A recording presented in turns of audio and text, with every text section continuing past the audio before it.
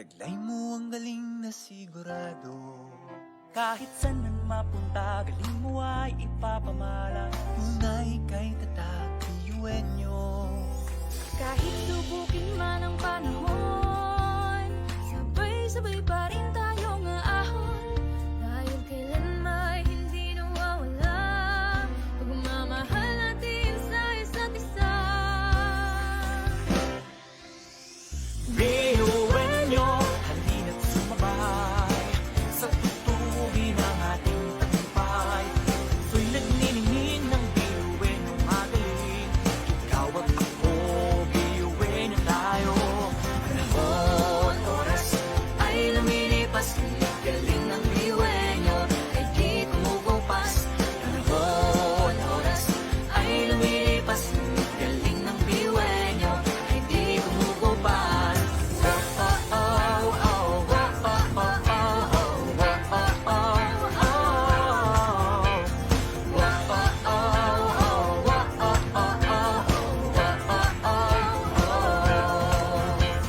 Lahat susungin, lahat ay kakayanin. Tulong-tulong abutin mga hangarin natin. Tayo'y handang matuto, kailan may hindi susuko. Sa galing ng pamumuno, tayo'y naging buo. Maan man ang maraming taon, Tayo'y pinagtitibay ng panahon. Kahit tayo ay magkakaiba, ngunit tayo pa rin ay nagkakaisa. Eugenio, halina't sumabay sa tutugin ng ating tagumpay. Puso'y naglilining ng Eugenio magaling. Ikaw at ako, Eugenio tayo. Panahon, oras ay lumilipas. Galing ng Eugenio ay di kumukupas. Panahon, oras ay lumilipas. Galing ng Eugenio ay di kumukupas. Eugenio, Orgulyo Bicolano, Mindanao, Oragon sa Inmandarhon. Daima padaog sa narok, sa rabay, may paglaong sa gabos. Dahil naman ang gandang tunay na utak na Eugenio. Pag sinabing Eugenio magaling, siguradong titingalain na mumutawi ang pag-ibig sa iyong puso. Pagkat ikaw ay isang tunay na Eugenio. Ibang klase ang galing-galing ng Eugenio. Kayang pagmalaki kahit kanino.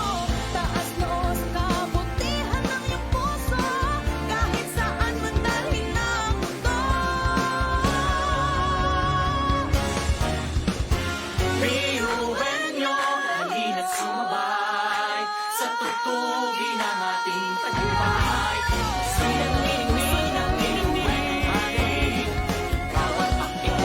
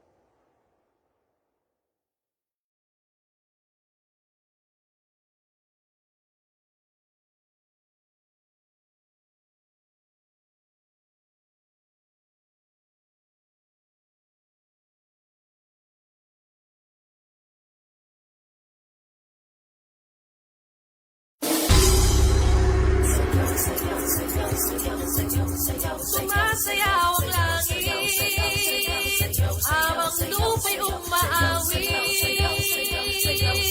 Hey, yeah, yeah, yeah, yeah, yeah, yeah.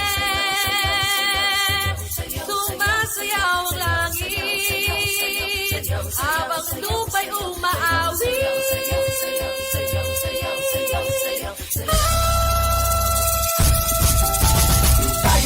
Sumayaw, kumita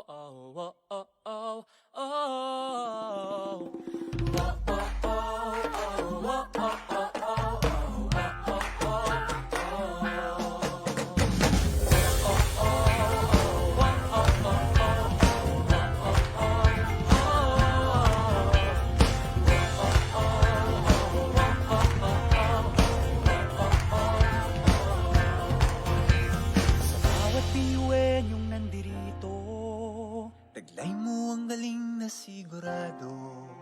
kahit saan man mapunta, galing mo ay ipapamala. Tunay kay tatak Yuenyo.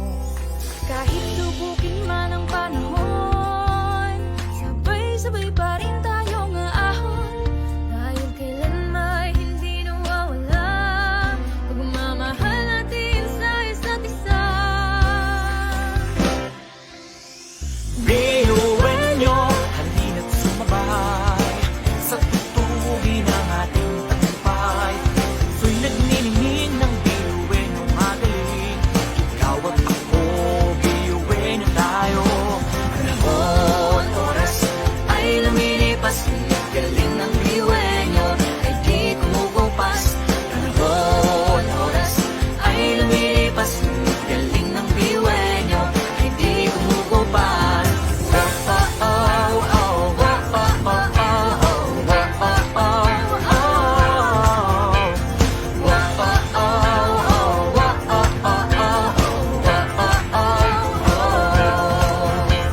Lahat susungin, lahat ay kakayanin. Tulong-tulong abutin mga hangarin natin. Tayo'y handang matuto, kailan may hindi suko. Sa galing ng pamumuno, tayo'y naging buo. Maan man ng maraming taon, Tayo'y pinagtitibay ng panahon. Kahit tayo ay magkakaiba, ngunit tayo pa rin ay nagkakaisa. biyuwenyo, halina't sumabay sa tutugin ng ating tagumpay. Puso'y nagningning ng biyuwenyong magaling. Ikaw at ako, biyuwenyo tayo. Panahon, oras ay lumilipas. Ang galing ng biyuwenyo ay di kumukupas. Panahon, oras ay lumilipas. Ang galing ng biyuwenyo ay di kumukupas. Biyuwenyo, Orgulyo Bicolano, Mindanao, Oragon sa Inmandarhon. Daima padaog sa narok, sa rabay, may paglaom sa gabos. Dahil naman ang gandang tunay na utak na biyuwenyo. Pag sinabing biyuwenyo, magaling siguradong titingalain na mumutawi ang pag-ibig sa iyong puso. Pagkat ikaw ay isang tunay na biyuwenyo. Ibang klase ang galing-galing ng biyuhenyo. Kayang pagmalaki kahit kanino. Taas noo sa kabutihan ng iyong puso. Kahit saan man dalhin ng mundo. Biyuwenyo,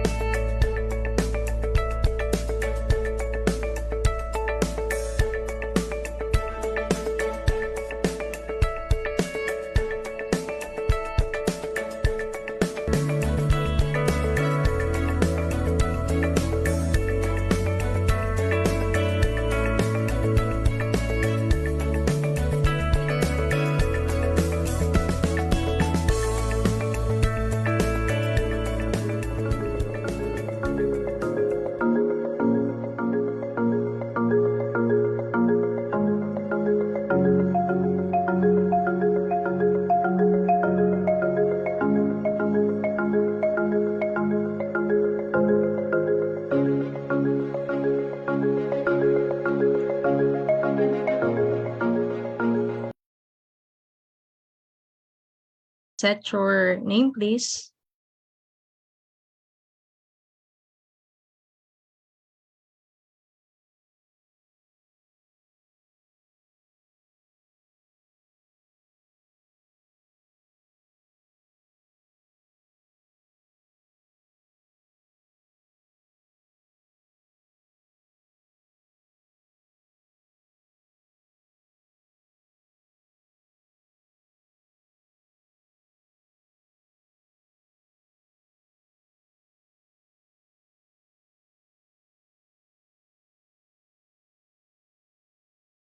I think we can now begin. According to Theo, together we have the power to inspire, connect, and deliver new opportunities and rich experiences that can open door to innovations and progress while growing economies and increasing well-being.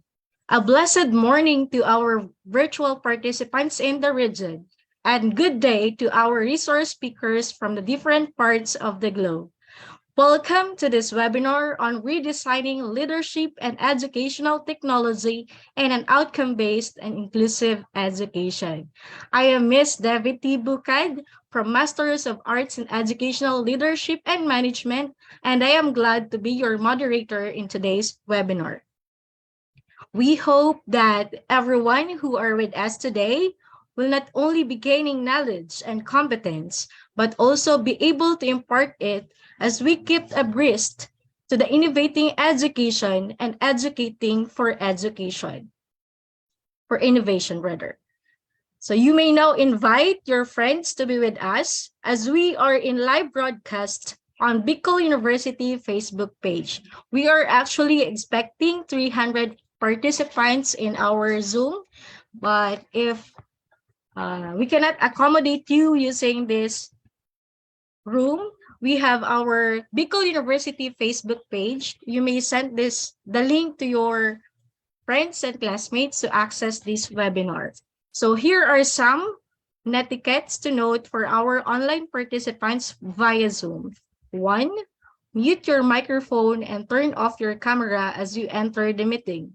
2, use the official template of the name and background of the webinar. 3, keep yourself muted unless speaking or engaging in conversation to reduce background noise and wait for the cue for you to speak. 4th, when you want to contribute but it's not your turn, use the chat feature. 5, try to be in a quiet place with a little distraction as possible. 6, turn on your camera or audio whenever necessary or requested. And of course, engage yourself in the forum to clarify. All right, to commence this webinar, let us keep ourselves on track as we feature the being of Bicol University Extension Management Division. Please also stand by for the opening prayer, singing of our national anthem and Bicol University hymn.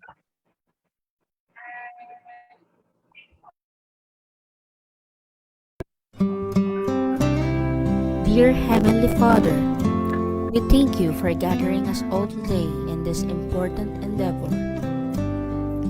We ask that you bestow your guidance and blessing upon each attendee. May we honor one another by keeping an open mind. May we voice our truth and listen with an open heart. Bless everyone present today, that each may be able to share his or her contributions and gifts. Grant good health and safety to loved ones left outside this room, and bestow peace and goodwill to all of us. We ask for your wisdom and grace to use our talents for the betterment of others. May the various activities related to this day be a success through your intervention. With gratitude, we offer this prayer in your name. Amen.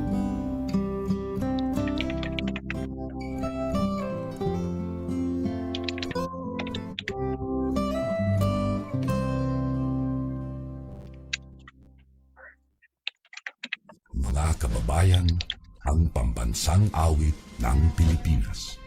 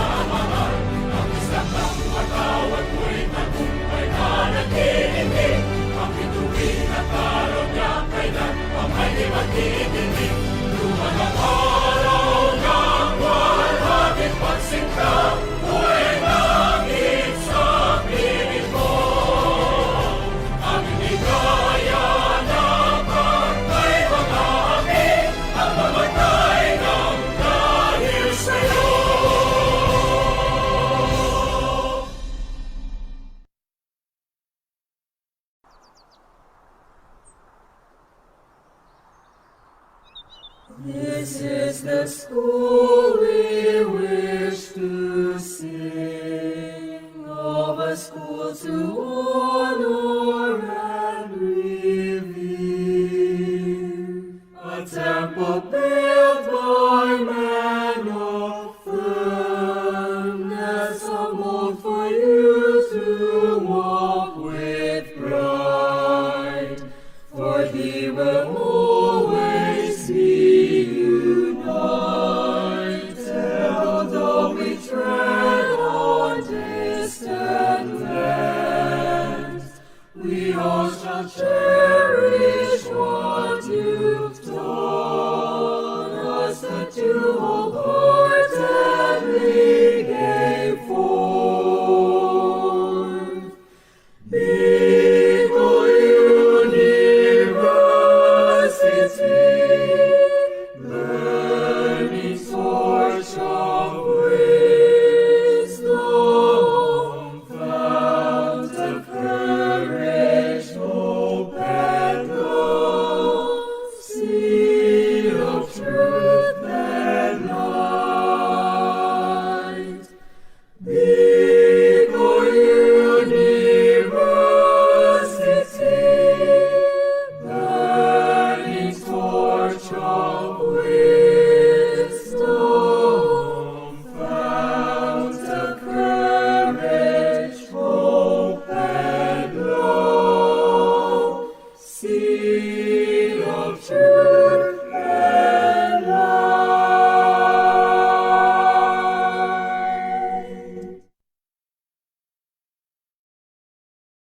All right. Allow me first to acknowledge the presence of our online participants via Zoom. So as I call your group or course, type in the chat box Zawadi, and that is the way of saying hello in Thailand. So hello friends. I think at this point you can turn on your camera while your audio is still muted. So of course, kanina nakita ko na nandito sa ating webinar ang ating mga supportive na FICs. So we have our advisor from MAELM. We have Ma'am Melinda de Guzman. Hello, Ma'am. And we also have Sir JC and Sir Roldan.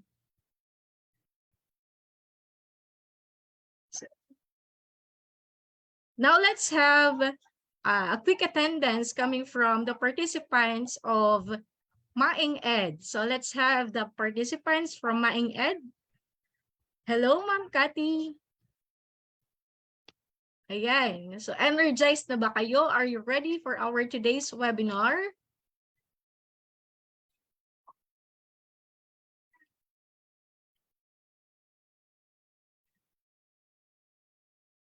How about the participants from Masokted?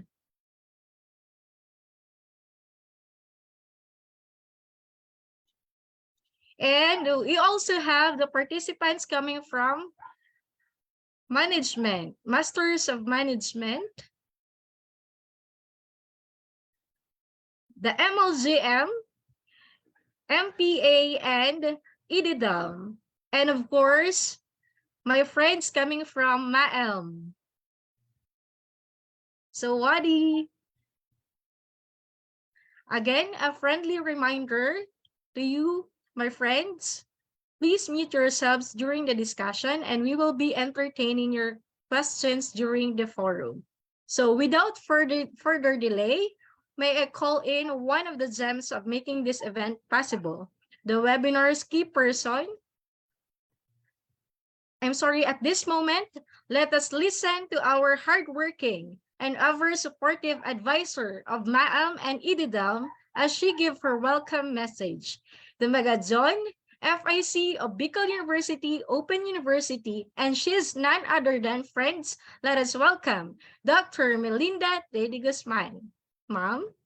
Hi, good morning to the dynamic president of Bicol University, Dr. Baby Boy Benjamin Nebres, the Dean of the Graduate School, Dr. Herbert Rosana, the Bicol University, Open University, Dean Dr. Rameses M. Lorino, the BUOU faculty, students, respected guests, educators, and participants from local and overseas.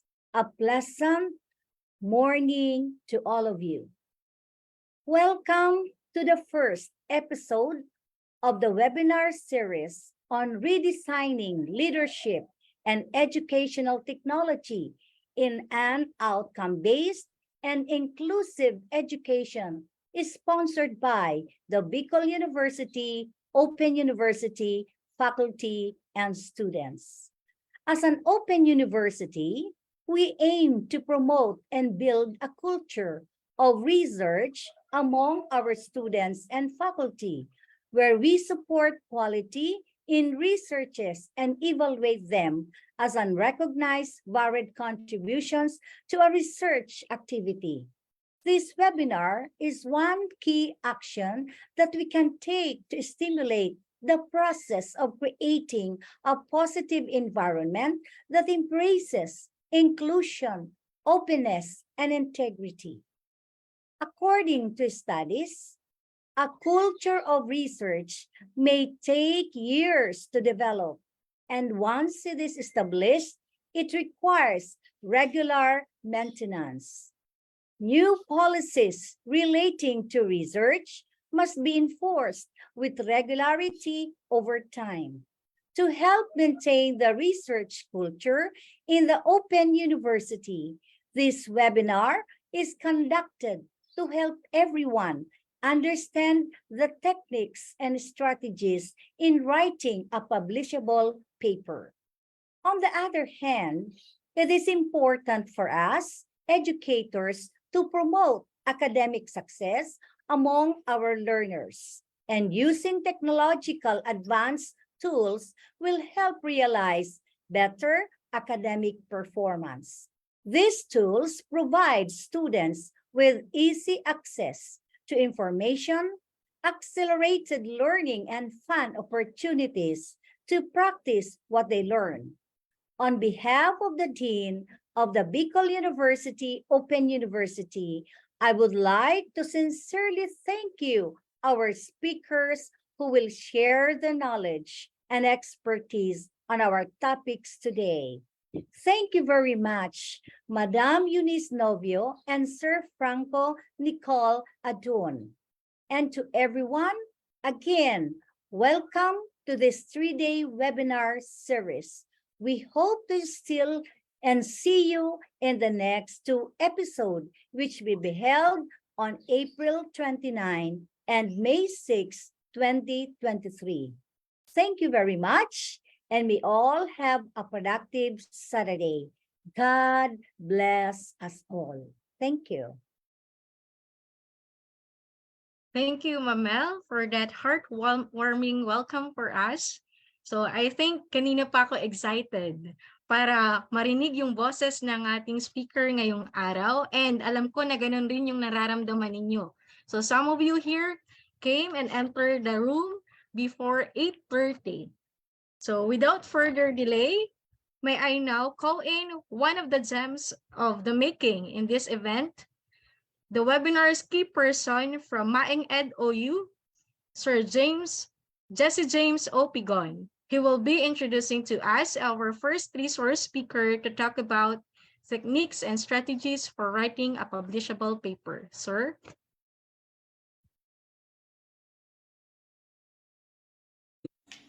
Our first speaker for this morning is a Thailand-based freelance journalist and lecturer at Wongchawaliku University at Nakhon Ratchasima, Thailand.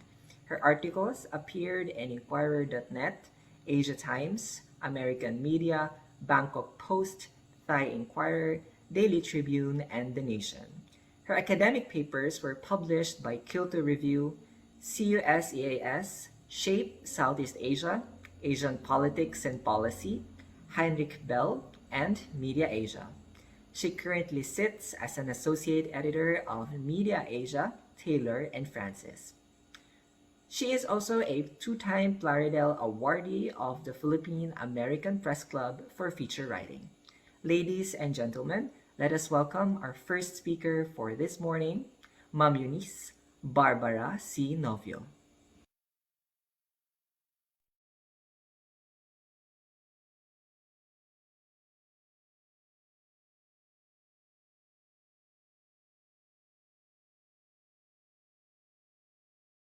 Tita, you are muted po siguro.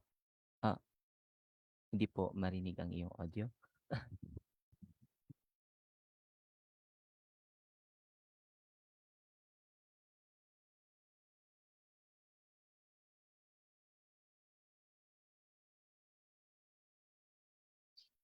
No audio? No audio? Yes po. No audio? Please inform the speaker.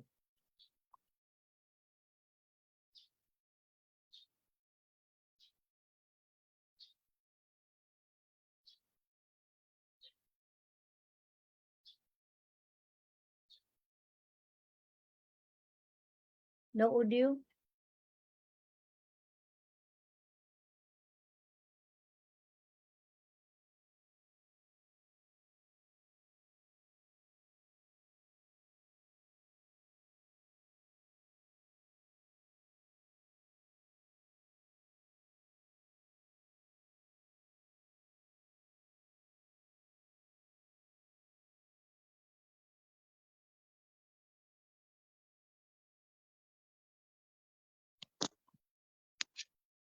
Okay, Okay na po. okay. Lumipat ako. Okay, so James, can you just share my Yes po. my screen? Okay, so I was asked to share techniques and strategies for writing a publishable paper. So actually, there is really no techniques. So because we usually learn it on our own. Okay, James, can you share the first slide? Okay, before we start, I would like to open my talk about the World University Rankings 2023 of Times Higher Education. Okay, so on the slide 1, slide 2. So the World University Rankings 2023 is based and weighted on the 5 indicators, including teaching, the learning environment, 30% research, volume, income, and reputation, 30% citations. Okay, that is, when you say citation, that is research influence. When your work is cited by other researchers, so that is 30%.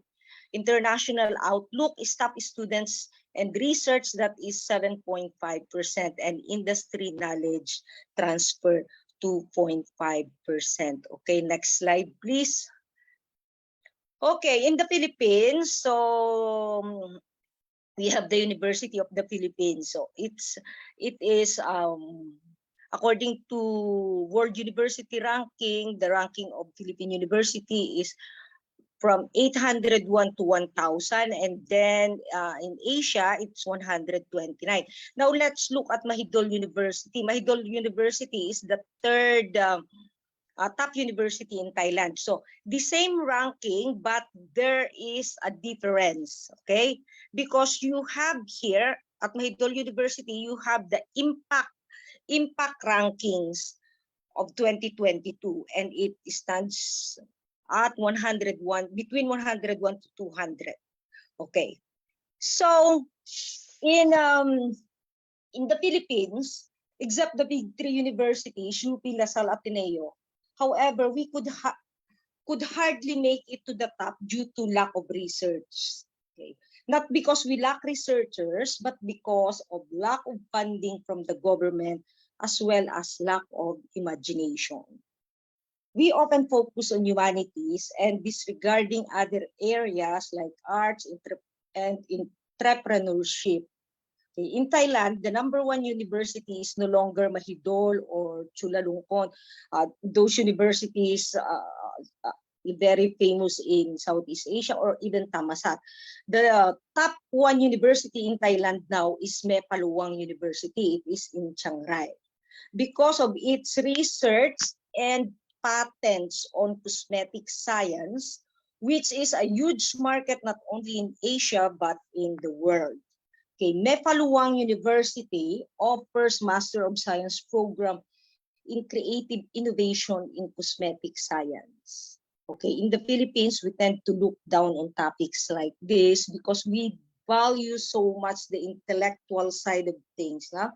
Cosmetic isn't academic, right? Do you agree? Okay.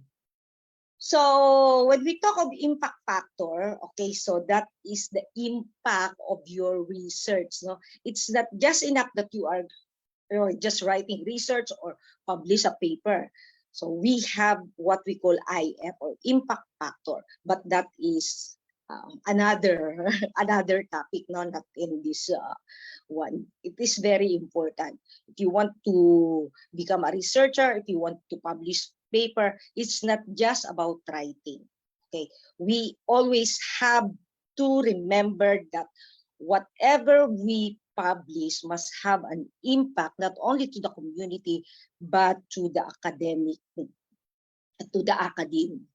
Okay, so now let's go to the next slide, slide 4. Okay. Okay, so before we go to the techniques and strategies, okay, let's find the reasons why academics like us need to write or conduct a research. It's not just for compliance. Okay, usually my students in the graduate level, they are just writing for compliance, not only in the graduate level, but also among the bachelor students, no? Especially now that we have the ChatGPT. ChatGPT can write everything for you. Don't you know that? Okay, if you ask ChatGPT about what I'm talking about, it will generate response. Okay, why should I write, or why should you write? Because it is required by schools and universities. Okay, so here in Thailand, you cannot graduate, you cannot be conferred with a graduate diploma if you have not published or presented your research in a conference, in a local or international conference with impact. Okay. It's not just a common conference, no? A conference with impact. We have here the TCI, Thai Citation Index. Okay, even the conferences has impact. Okay, so before you graduate, you must have that. Okay, because you cannot be called a graduate student if you don't write a research, because at the graduate school, you are required to write. And then for the academics, there is a publish or perish policy.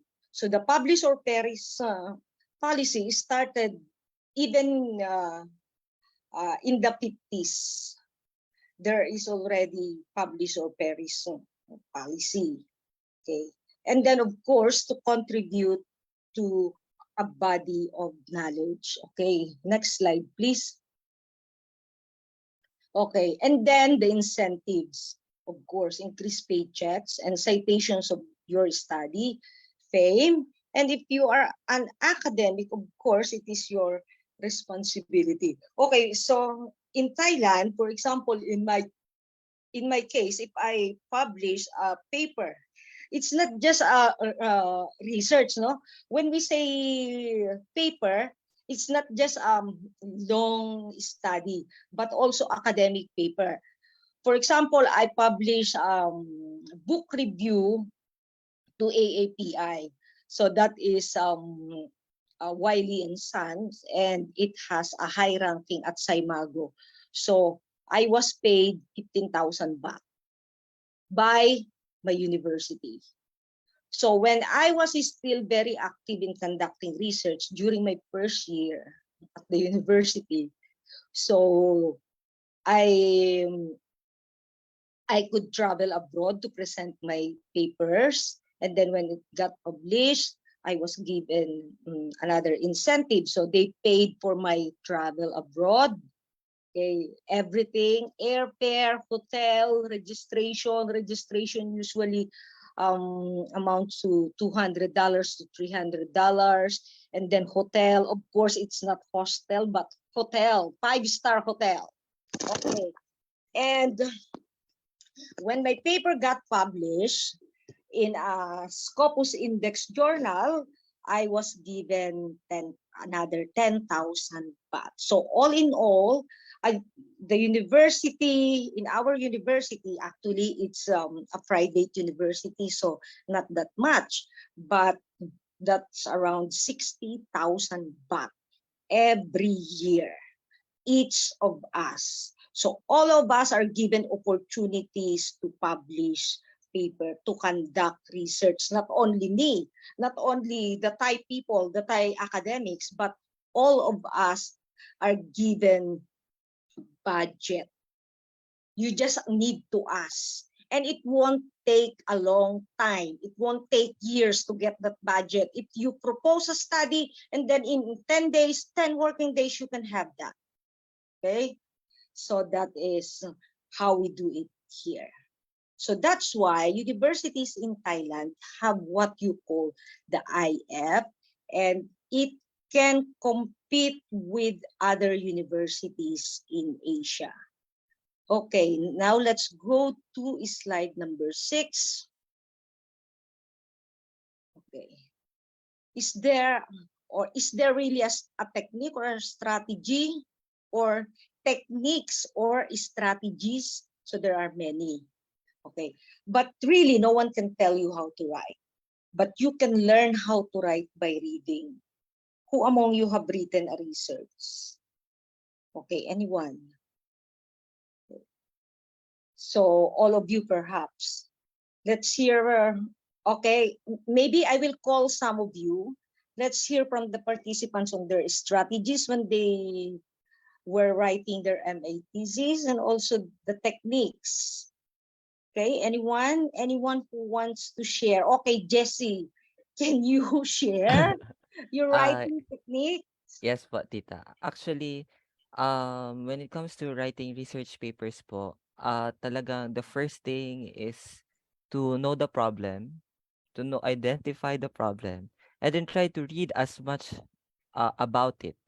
Magbabasa ako ng mga papers related sa aking problem, even though sometimes hindi masyadong related, but somehow nagkakaroon ako ng idea, and then in my mind I start to form my outline. Parang ganun lang po. Like it's like writing an essay, but a very a highly referenced essay. Hindi lang siya essay based on my opinion, but an essay based on the research of others. Okay, yes, that is related literature, no? You are already gathering data. Okay, how about the others? Because I'm using my phone, okay? Anyone who wants to share? We have Dr. Freiland po. Okay, let's not include the PhDs. Of course, we know the graduate students. The graduate students. I want to hear the graduate students. Those who are still starting to write their research. Okay, anyone?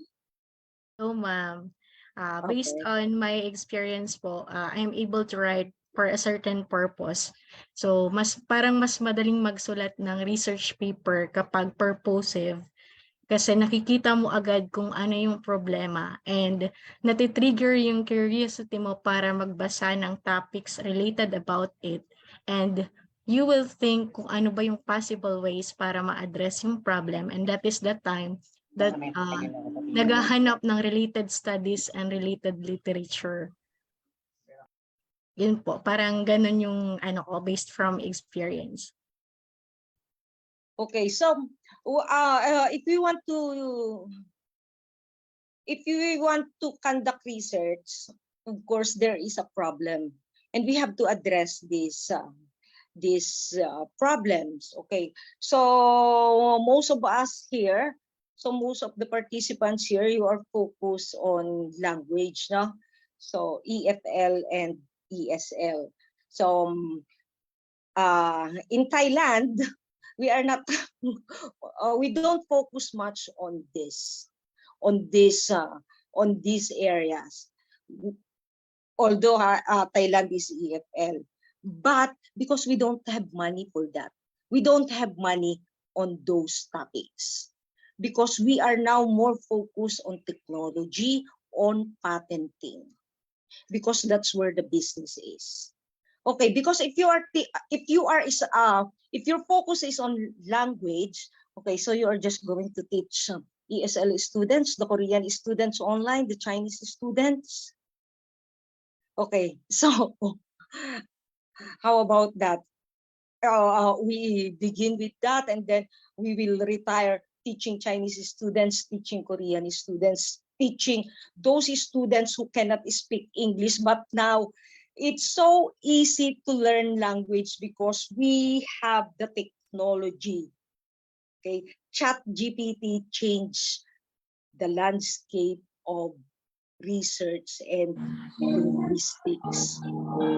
Okay, now let's go to slide 7.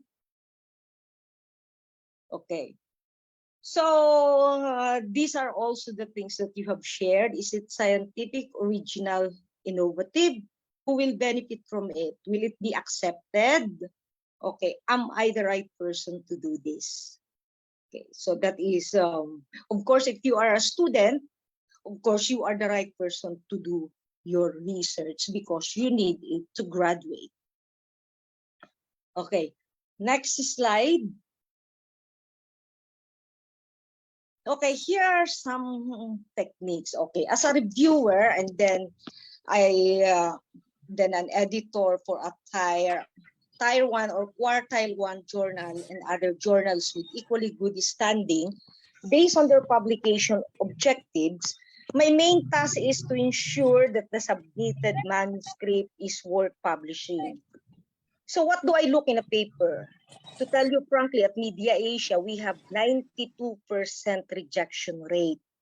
Many papers are DES reject, meaning if you are DES reject, it will not go to the review process. Okay, so of course we don't have graduate students submitting their papers. Most of them are already successful in their fields with PhDs, with MAs, but still sometimes the papers they submitted are not publishable. So there are many factors why those papers are not publishable. Okay. So we all have our strategies in writing. Okay, because my training as a journalist and creative writer, usually I write spontaneously. When I want to write something, I will pitch my idea to my editor. So in academic setting, it's quite different. So your research must undergo so many process, approval, funding, and it's usually the tedious process hinder our drive to write. Okay, so pera, no? Funding, usually in the Philippines, funding. That's what my other friends in the Philippines always tell me. Even at the University of the Philippines, no? I think they only have 10. When I was there, it's only 10,000 pesos, the whole faculty. 10,000 pesos, my God, that was 2009. So I don't know how much this time. Okay, so here are some of the techniques. Okay, so choose a topic that interests you. It must be innovative and timely. So timely at this time now, what we need post-COVID. Okay, so in times of technology, so what research can I do that has impact to the community at this time of technological advancement? Okay, what are the challenges that must be addressed? Okay, and then so you have to read a lot so you can find gaps in previous studies. Okay? So you provide additional study or a new contribution to scientific community. Okay, for example, in English, all topics in English have been discussed. Okay, all the ESL, EFL, confidence level, all those topics have been discussed. It's just what you call that recycled. Okay, recycled. So are there gaps in existing studies? Okay, so you have to find that. Otherwise, if your research is just a continuation of other studies without giving another insight or perspective, so it's nothing. No one will read your paper except your advisor, except when you want to graduate and then get a diploma, and then it's done. Okay, so next, it proves a theory or disproves a theory. So find the theory and then strengthen it or disprove the theory. For example, in English, we always have that Stephen Krashen, who is that another in ESL. So you can prove it or disprove it, or you can enhance it, or you can make another theory, your own theory. Okay, so it's not only those expert, the so-called expert that we read can create their theories. You can also have your own theory. Okay, so when I'm advising graduate students for the master, so I always encourage them, I always tell them to have their own theories. Otherwise, if you are just using theories of Krashen and others, so you are just repeating the same process. So there's nothing new. Okay. And also use clear and concise language. You know, one of the problems that I encounter when I'm reading papers, especially among the Filipinos and the Indians, they are very wordy, okay, to the point of being poetic. Okay, no. Although Stephen Krashen said that we must know how to write creatively, but not to the point of being poetic. Okay, we have that what we call technical and or academic writing. Okay, so be concise. Okay, the paper must be free from biased language and prejudices. Okay, so, and of course, your paper must not be plagiarized. So when you say free from biased language, so we usually use APA 7th edition, and it's at this time it is bias-free language. So instead of using subject, okay, so previous research, so we use subject when we mean students. The subject of the research No, we don't use that anymore. We use the participants, the respondents. Okay. So it's still, it's very common. No? When you use people, when you use persons, when you use your, when your students are the topics of your research, you do not use, you do not call them subject. Okay, you call them respondents or participants. Okay, and also, if the person you are interviewing does not identify with either gender, so we use the word they, okay, or their. So that is plural, right, in English. But in research, we use that as a singular pronoun. Okay. So, and we must not also encourage discrimination in our research. For example, here in Thailand, it's very common, no? Comparing the native English speakers and the non-native English speakers or the near-native speakers. So many research about those things. So we do not encourage those research anymore. 1 or 3 study that's done. Nowadays, we don't have to conduct that because it perpetuates stereotyping. And you always get the same response from the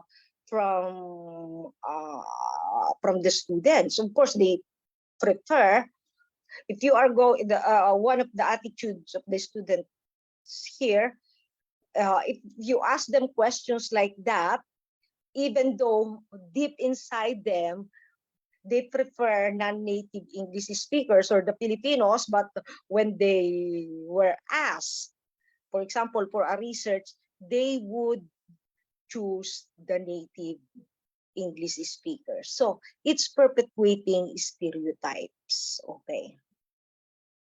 So if you want to submit, okay, if you want to submit a paper in a journal, so you have to know first what types of journal will or might accept your paper, and you must read the sample articles of that journal, and you must follow, the paper must also follow the format of the journal. So in education in social science, usually we use APA 7th edition.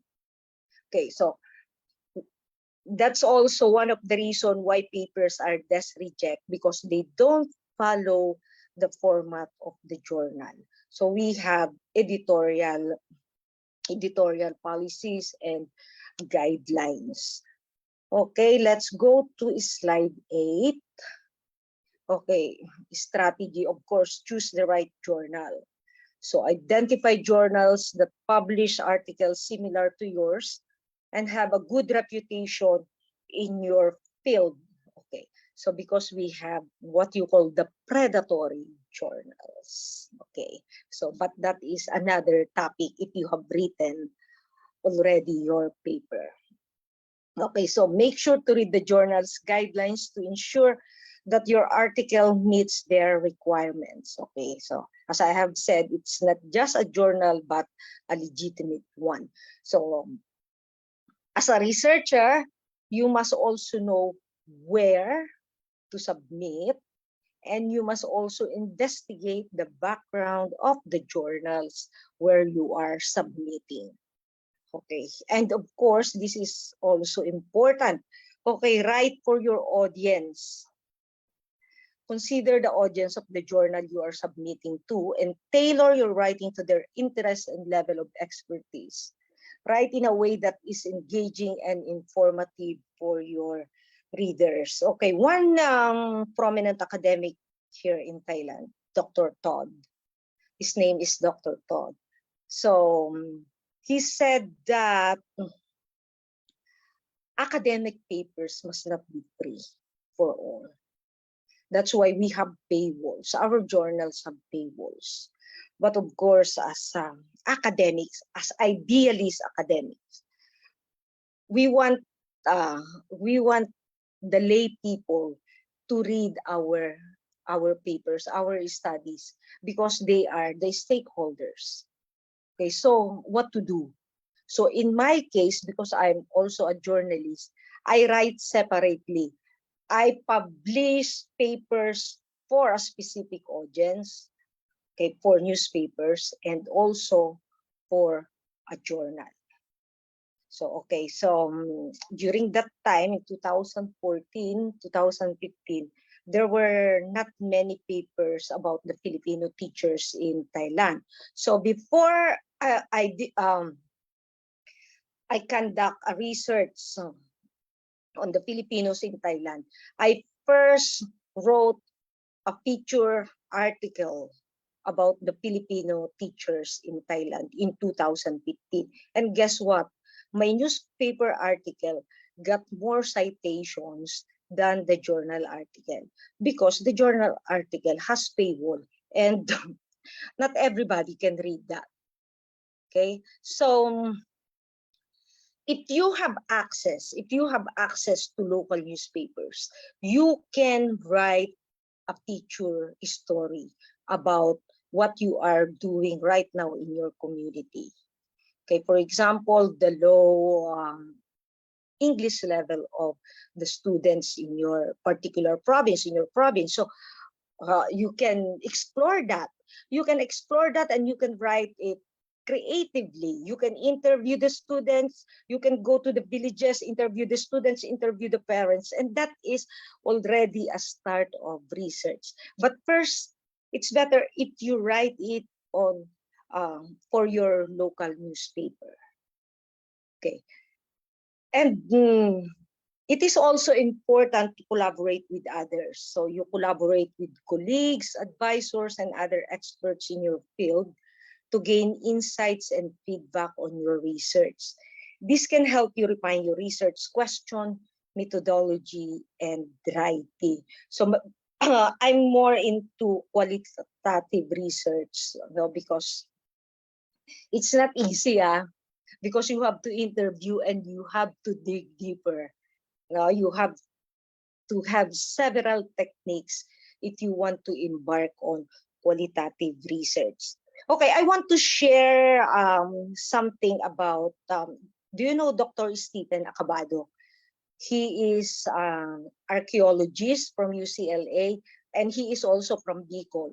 So Dr. Acabado, because he knows that archaeological studies, especially scientific, those highly scientific papers, cannot be read by the general populace. So I encourage him to write on a newspaper. So, and also I interviewed him for my feature article for Inquirer.net. Okay, so it's one way of imparting a partial study or a greater study to a wider audience, because academics is the academe is just a small community, and not all of us are interested in, maybe we are not interested in ESL, we are not interested in technology. So we have to find another audience and engage them into informative reading, okay, that may be entertaining and educational for them. Okay. So, and next is be persistent. Okay, rejection is very common in academic publishing. It's also rejection when you defend your master's thesis or your dissertation. It can be rejected also, or revision. So, but persistence can pay off. If your paper is rejected, revise and resubmit it to another journal. Keep trying until you find the right fit for your research.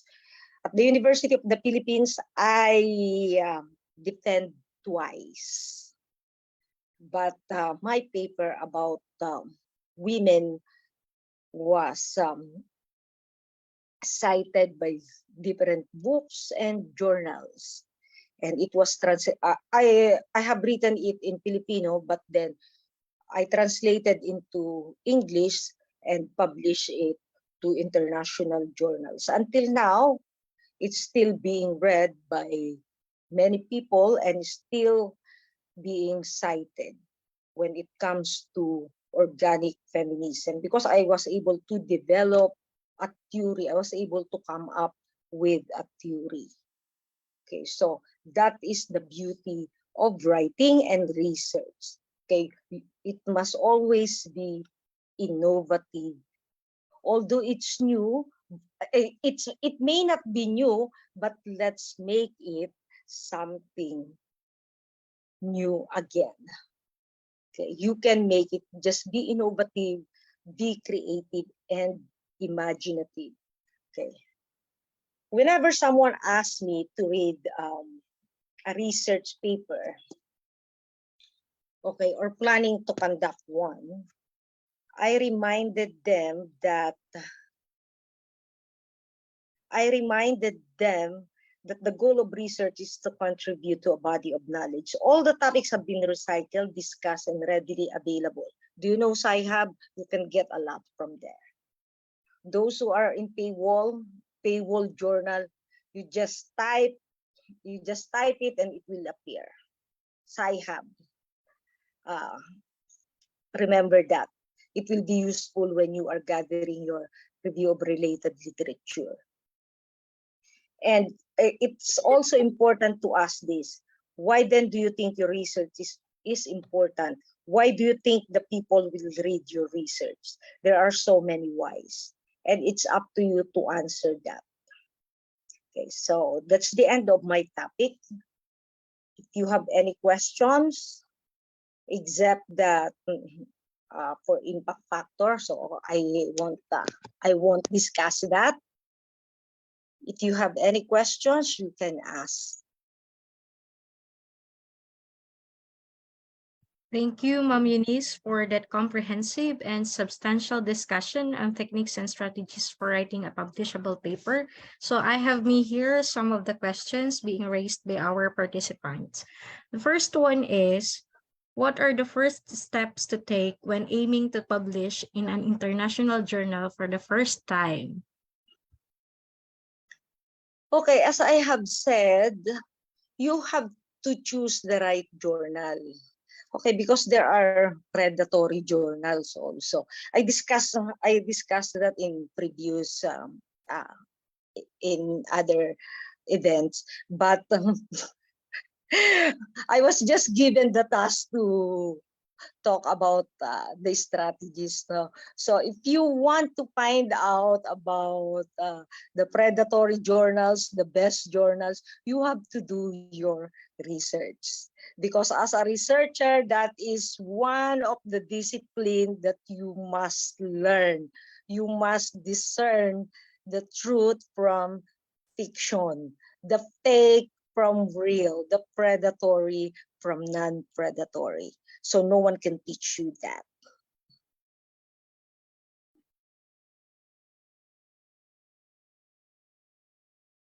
Okay, next. Any questions? Or maybe we can discuss that, but because it's very long. Huh?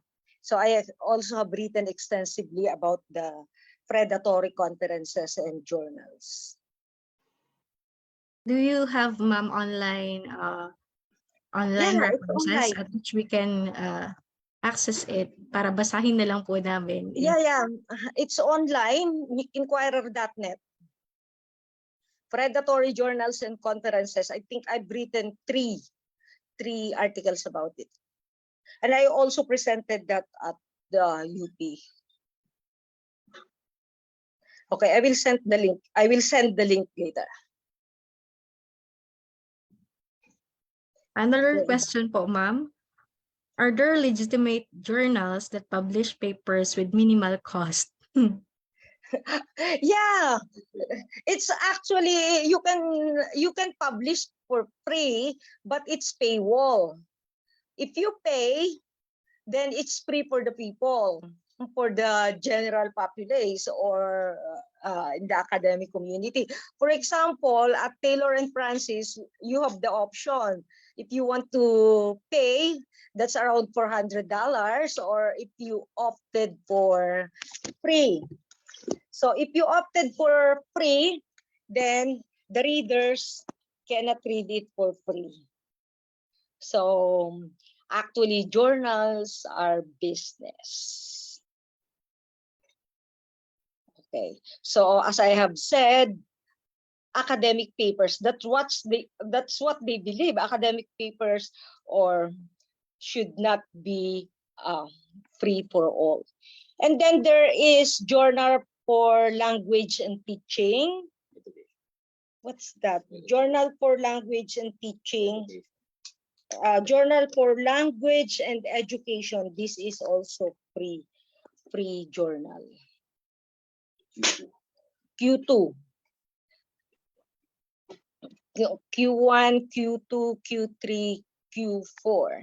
Okay, in the Philippines, the problem is you don't have Philippine Citation Index. So that's the reason why you need to publish in high-ranking journals, or because you don't have that. In Thailand, we have the TCI. So the Thai academics, even if their research is in Thai, they can get funding from their universities or from the government, and they can get ranking because they have the TCI, Thailand Citation Index. Okay, and we also have ASEAN Index. Okay, I don't know if Philippine journals, many journals in the Philippines are already members of the ASEAN Index. I only read some based in UP, UST, because usually those journals are medicine, about technology. So as I have said a while ago, so particularly in the ASEAN region, we don't focus much on language. We don't focus much on teaching language now, although Thailand is not an English speaker, not English speakers, and they could hardly read English, but we don't focus much on that because we cannot survive on English language alone.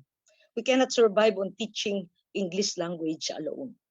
Do you know why Thailand has a very high ranking? Because they are teaching in their mother tongue. And that's what we lack in the Philippines. We don't like that. We feel that we are so inferior if we speak in our mother tongue, right? Okay, any more questions? I will send the link to James later. Okay, thank you, ma'am. We are really looking forward para sa reference po namin. So, meron po dito sinama niyo sana sa topic. Kasi kami dito. Kailangan pa namin mag-conduct na another webinar. Ito po, ma'am. What do you usually look in a journal that makes you want to accept or reject it? Me as an editor, I did not get it.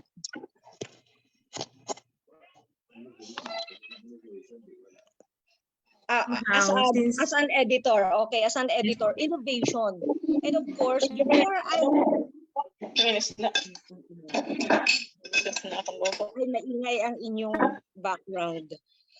Okay, so as I have said, there are manuscripts that are rejected. So, titingnan ko muna siya kung siya ay plagiarized. Iraran muna siya sa mga anti-plagiarism software. And then before I review, it's so easy to know, to detect if the paper is plagiarized. Okay. So, if it's plagiarized, so there's no need to review. And then if it has nothing to offer, something new, and then it's just rejected. Okay. So that's why innovation is very, very important. Although I also received some papers, especially in communication, in media harassment, in the times of COVID. So, for example, in Pakistan, the experiences of journalists during COVID. So that is something new.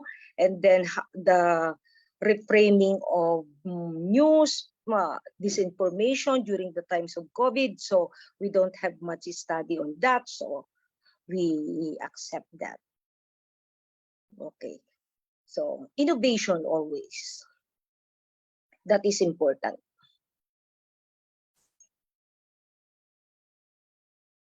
Okay, any more?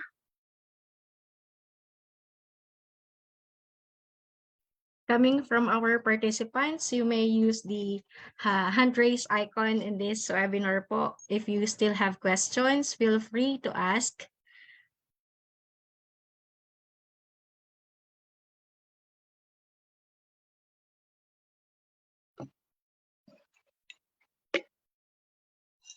How about in our live broadcast? Ma'am Crystal, meron po bang tanong sa Facebook Live? Kung nahihiya po kayo na magtanong verbally, you may use our chat feature here para po mabasa ni Ma'am Eunice.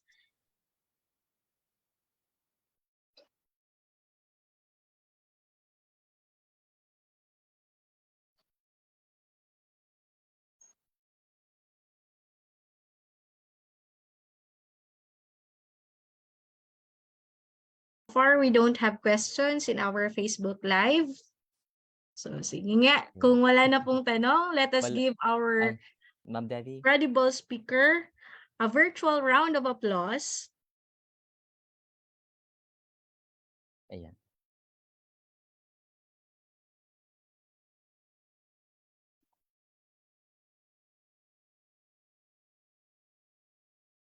Sir Jesse, meron pa po bang tanong coming yes. from Maing Ed? Actually, because the FB live stream is a little delayed compared sa ating Zoom. Kaya po siguro hindi pa makatanong yung mga live audience natin sa Facebook. Ayun. So we are still gathering some questions. Maybe 2 or 3 more. Kaya pa, di ba, tita? Ayan, Ma'am Eunice, kayang-kaya pa. Okay. We have actually allotted time until 9:55 in the morning. So mayroon pa tayong time para magtanong.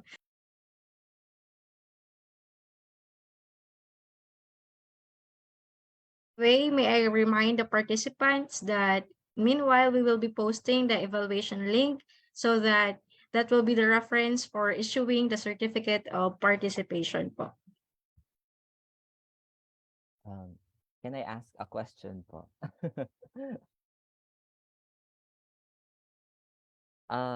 Okay, so there's a new policy, I think, going around in state universities in the Philippines where graduate students are, even in the master's level, are going to be required to publish a paper in an international journal.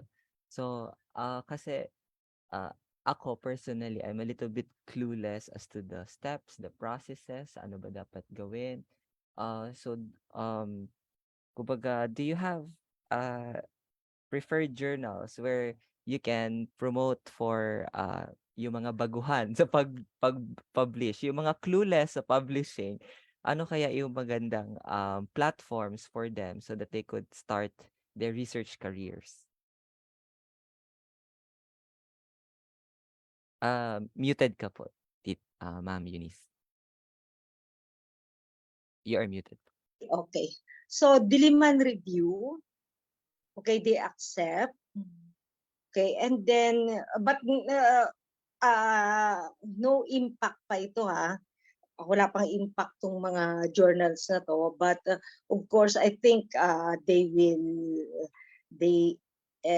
recognize that because it is based in UP.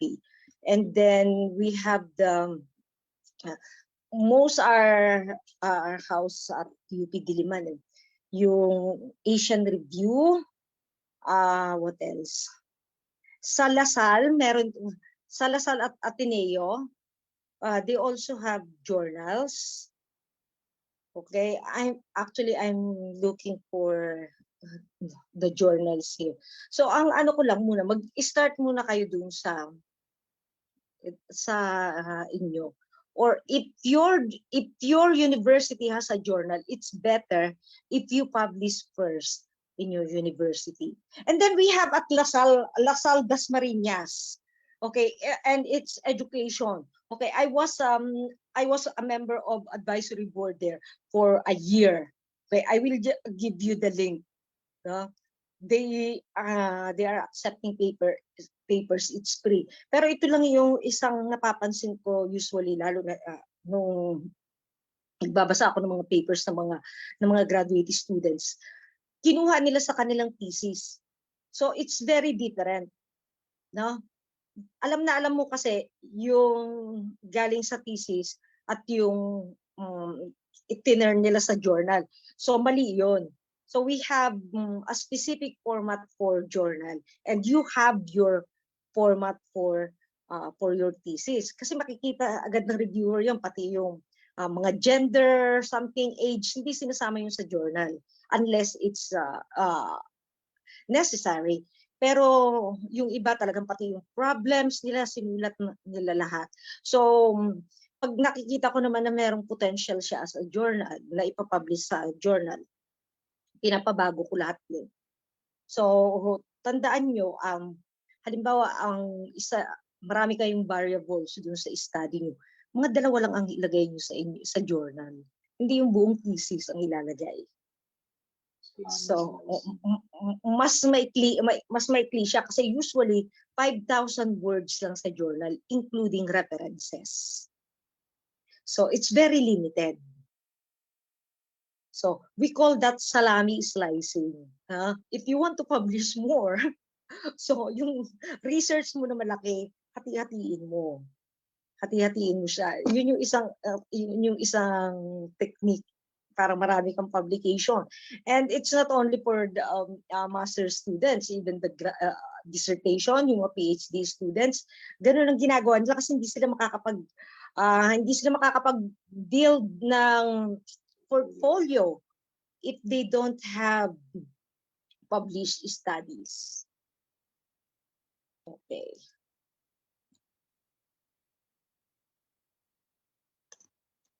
Papadala ko yung ibang mga journals sa Philippines later. Okay, any more?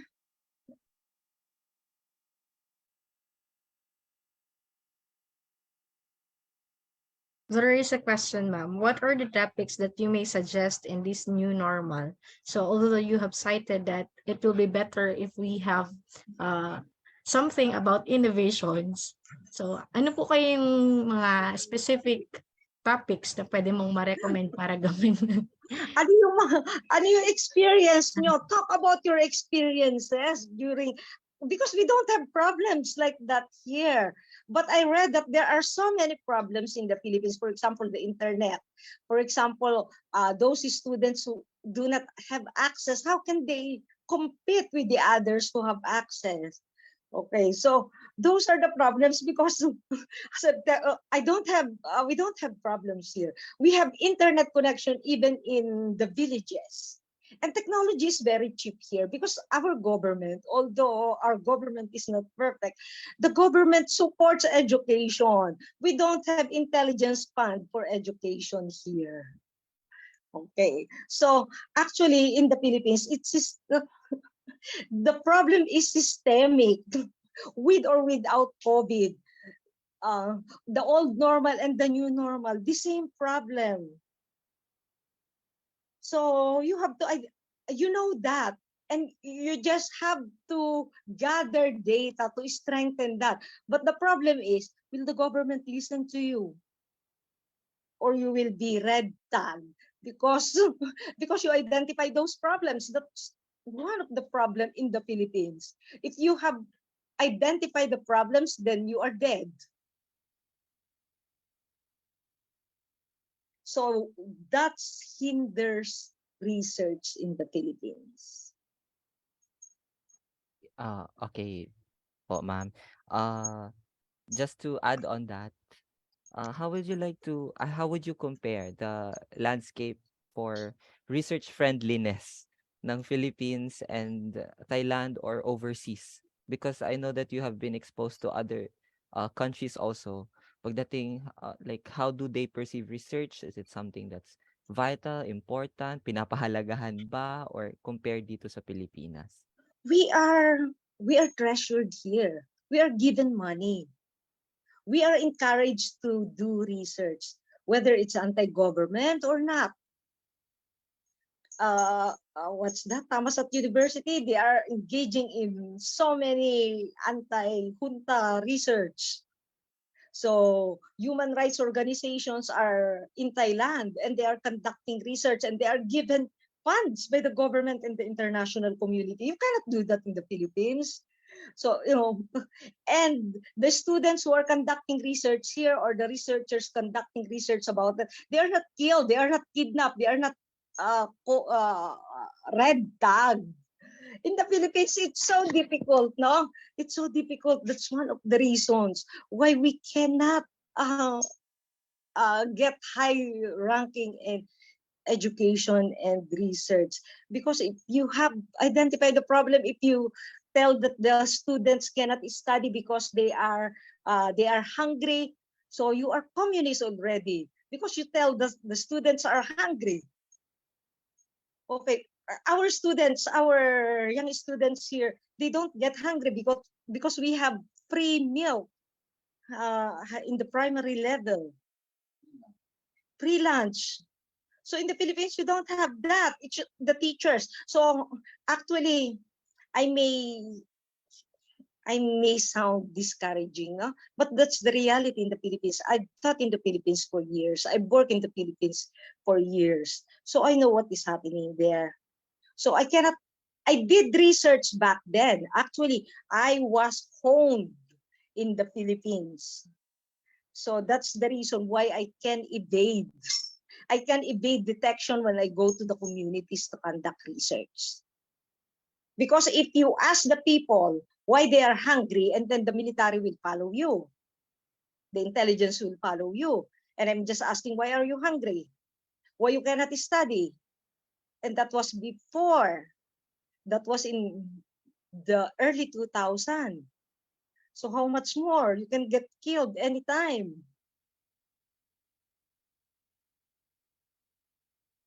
So that's the problem. In Europe, in the US, even if you're a communist, they don't have problem with that. I don't know what happened, why the Philippines feel like that.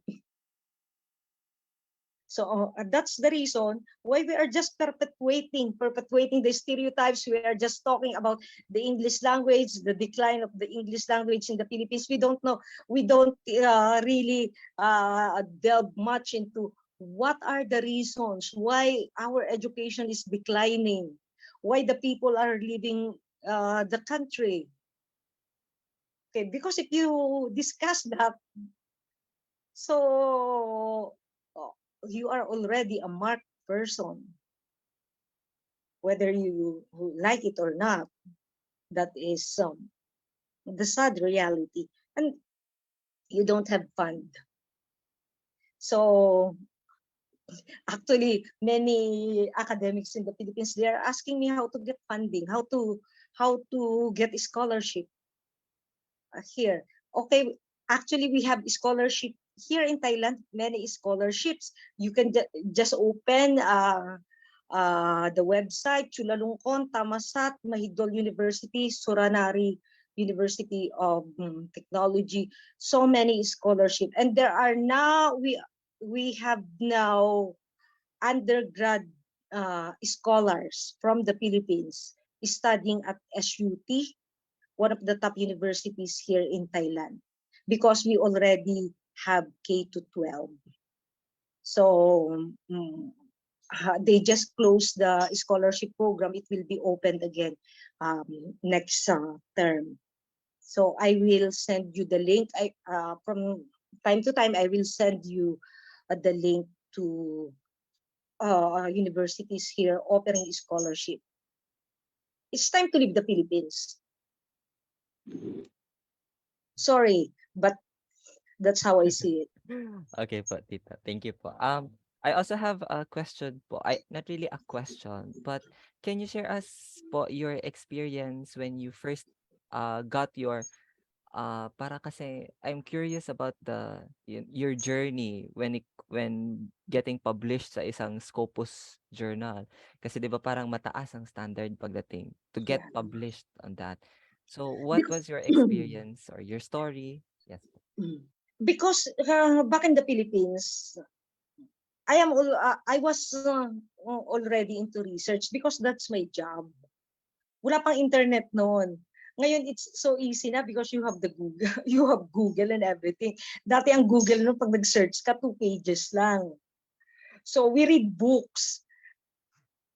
Actually, that's my training. I was trained the old way.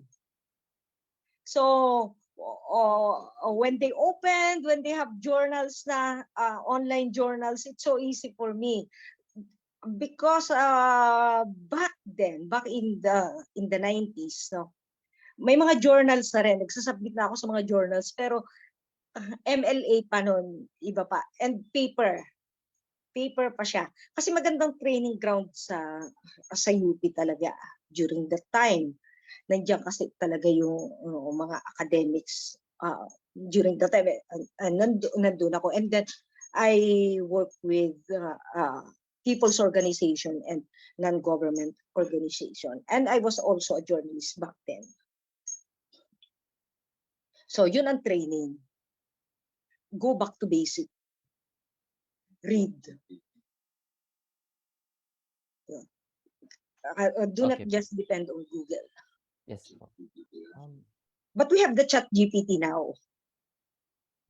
Yun po, ma'am. What would be your opinion pagdating sa use of AI for academic papers? Because sabi nila, the main inspiration for the prompts of AI machinery pagdating sa, yun nga, self-writing is actually Yeah. academic papers.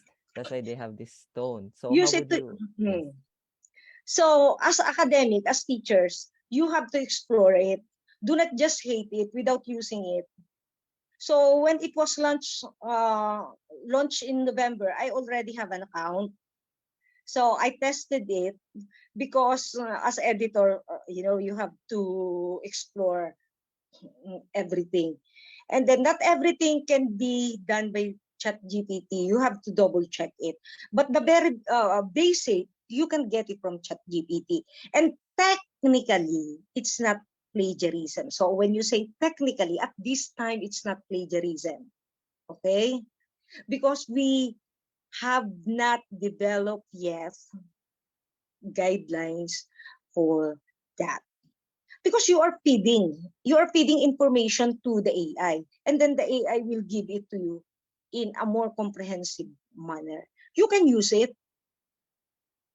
Actually, if you type my topic to ChatGPT, it will generate the same answer. So and along with ChatGPT, they also develop AI that will detect ChatGPT. So it's business. And if you don't have $20 every month to pay, you cannot get comprehensive response from ChatGPT. Okay, so I also teach my students the ChatGPT. And of course, if you don't know how and what to feed to ChatGPT, it will not give you answers. And by the way, it also speaks Bicolano, Cebuano, Thai, and other languages, so many languages. So it's very useful if you know how to use it. But the question is access. No, and I know when a student submitted a ChatGPT generated answers, because I know their capacity to speak and to write, so I know immediately. So that's it. Okay po. Thank you po, Ma'am Eunice, for Okay. that very comprehensive answer when it comes to addressing AI in academic papers. parang minsan 'di ba po medyo obvious naman na AI ang gumawa nito, especially if it lacks the information. It can be very parang verbose, maraming dada, pero walang laman. Ayan, parang gano'n ang datingan. Tumatalino na rin siya. Tumatalino na siya. Pag lagi siyang kinakausap. Yes po, 'pag pinakain ng pinakain, tumataba. Gano'n ang nangyayari. Yes po. Yes, that's it.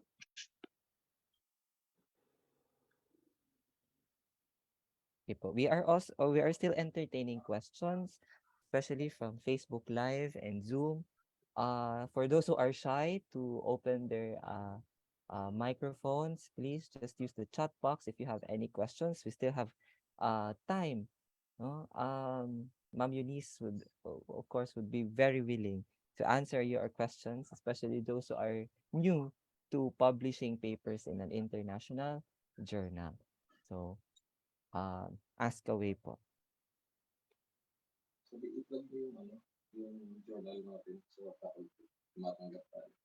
We also have our journal in our faculty, SICA, no? SICA journal. So it is TCI na? TCI 2. So, and ASEAN Index. So we also publish, I think, two academics from the Philippines. So I will give you the link later. Okay Sa po, ma'am. Facebook ko na lang ibigay Yes po. sa'yo. Yes po. I will also relay the information to the officers and to the rest of the anyone who would like to get the information. Pwede po kayong mag-email sa akin po. Doon po sa nag-send sa inyo ng Zoom via email. I will send those information as well to you. If you would like to request for them. Kasi napakarami po. Yes po. We have a total of 250 registrants and currently we have around 120 participants in our Zoom. So thank you po sa mga nagpa-participate. I hope we can still get questions from you guys. No? We still have time for your questions to entertain, because if you're really curious into publishing, if you really want to have a career in publishing. Now, I also have one question po, ma'am. How do you become part of the editorial board of an international journal like Taylor and Francis or Media Asia? Ano ang mga kailangan mong gawin? Build a portfolio. You build a portfolio first. Mga gaano kakapal po yan? Ilang papers po kaya ang kakailanganin? You can see that it is a... It depends. Actually, because I was fortunately, I was handpicked by the editor to become a reviewer, to become, and later editorial advisory board, and then now associate editor. So you must have ORCID ID. So if you want to get ORCID ID, of course, you must have a research, and then Pablons. So it's quite complicated. No, but you will learn it later. So because if you publish, I think they will automatically give you ID for that. So I have no ORCID. So for ORCID, I applied for it. And then Pablons automatically, because it's the partner of Taylor and Francis. So it took me decades, of course, before you can have that.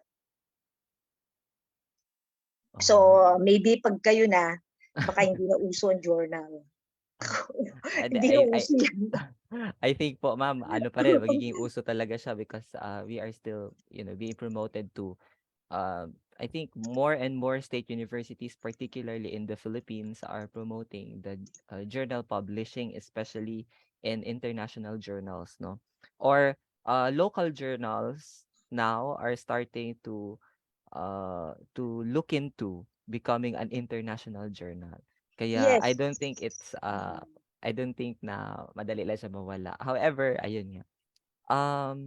But ano po kaya ang initial things that you look into when it comes to uh if you want to get your paper published? How do you communicate this to a journal? Or dapat ba do you need to seek support from your school administrators, or is it feasible Yan. for just an individual to get published without any backer or backing or help I from a don't higher up? know. I don't know how you do that in the Philippines, but here, whenever I want to publish, I'll go publish.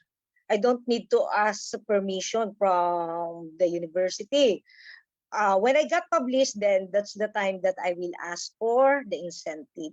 Because it is also, if you publish, my ranking will go up and then my salary will also increase. And also the university ranking will also increase, no? I think 0.5, 0.5 if I publish in a Scopus Index journal, so it will elevate into 0.5. 0.5. Yeah. So because we have point system here in Thailand. So I don't need the approval of the dean or the university. No. So that's the reason why if you want to get more money, if you want to increase your salary, then do research. So one of the problems they told me in the Philippines is you need to get approval from your dean, from the president. It's so difficult, no? It's so difficult. So that alone can discourage you because and even the funding. So for example, way back then, that's 2009 in our department in the Philippines. So 10,000 pesos, and how many faculty members? At least 20 faculty members will fight over 10,000. How much is just 10,000 nowadays? Even now, maybe it increased into 50,000. But how many of you in the faculty will fight for that? It's really fighting over a meager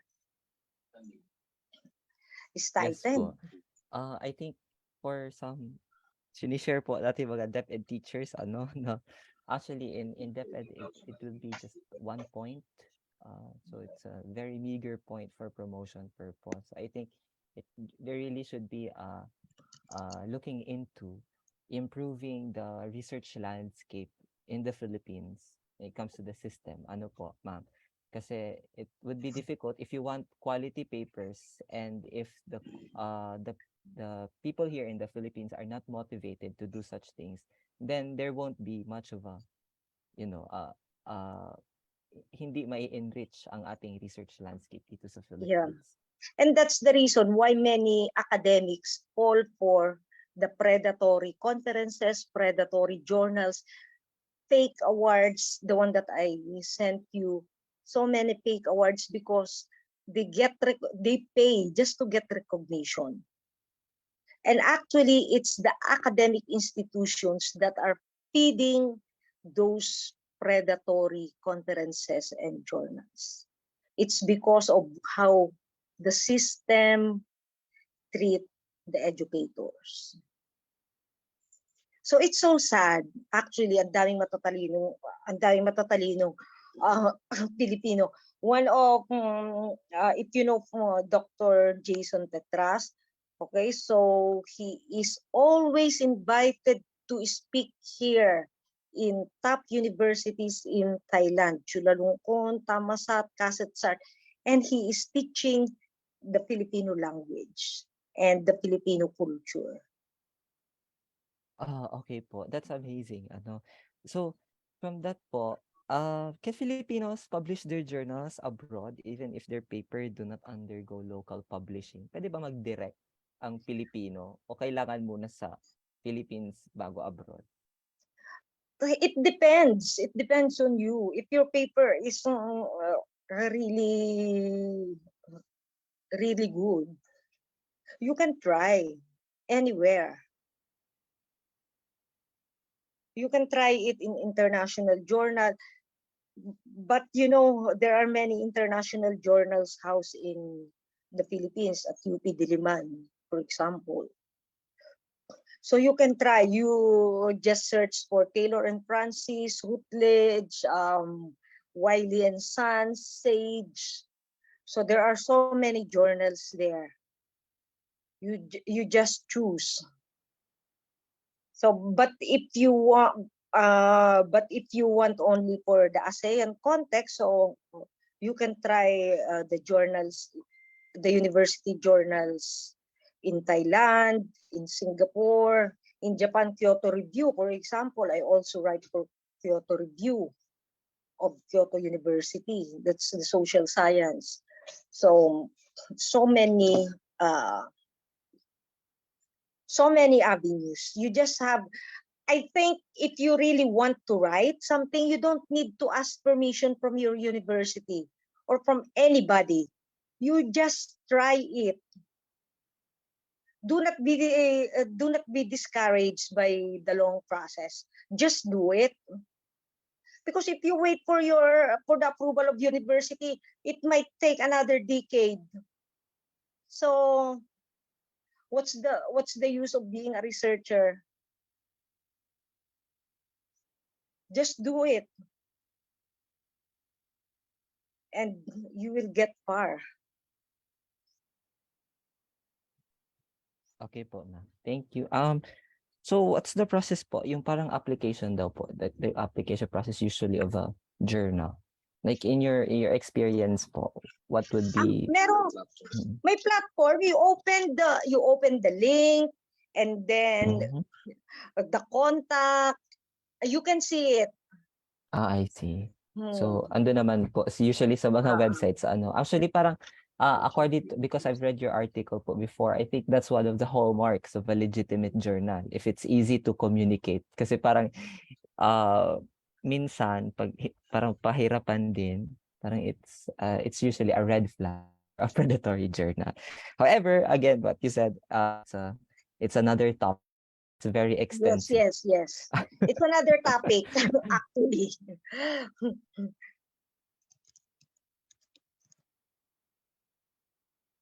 Okay, so huling hirit, we can ask for last two question or last question from our participants.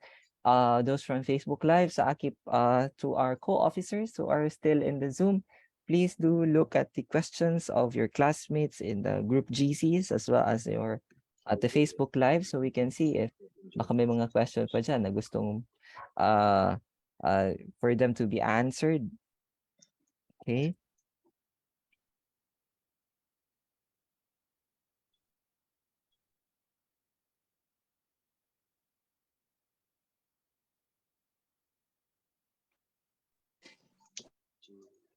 Okay, I'm sending you some of the journals.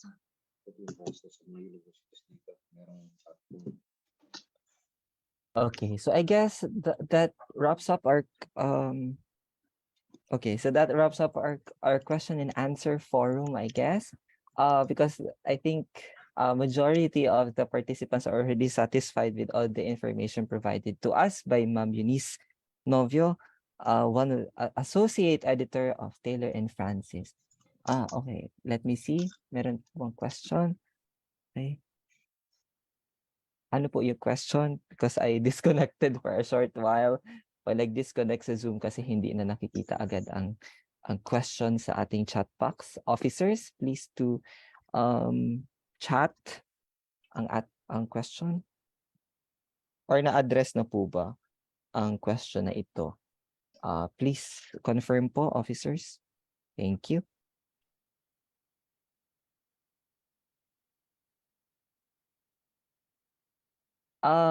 Okay, out of curiosity lang po pala, ma'am.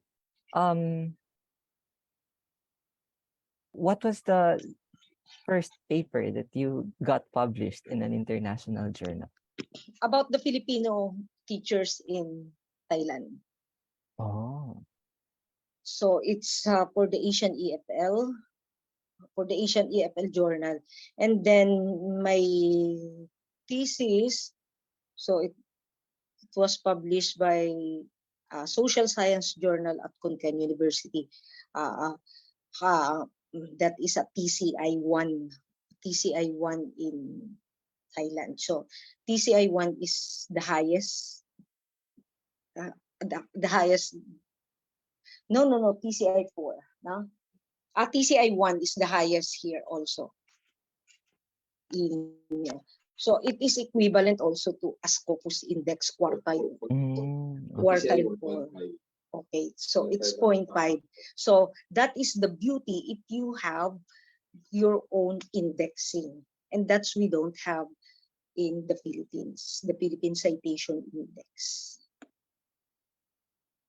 Yes, parang it's a very big deal for academe in the Philippines to get their their researches or their papers to be published in an indexed journal. Na parang Yes. sa ibang bansa, 'di ba po, parang it's like a common thing. But in the Philippines, it's like a very rare occasion. Like it's Yeah. well celebrated. Ayan. That's why it's Okay. important no, na magkaroon ng Philippine Citation Index. Yes po. Anyway, so I guess that wraps up our question and answer forum. Okay, now for the thank you po, Ma'am Eunice, for gracing our event. We're now going to proceed with the awarding of the certificate of commendation to our speaker. Let me just present the certificate.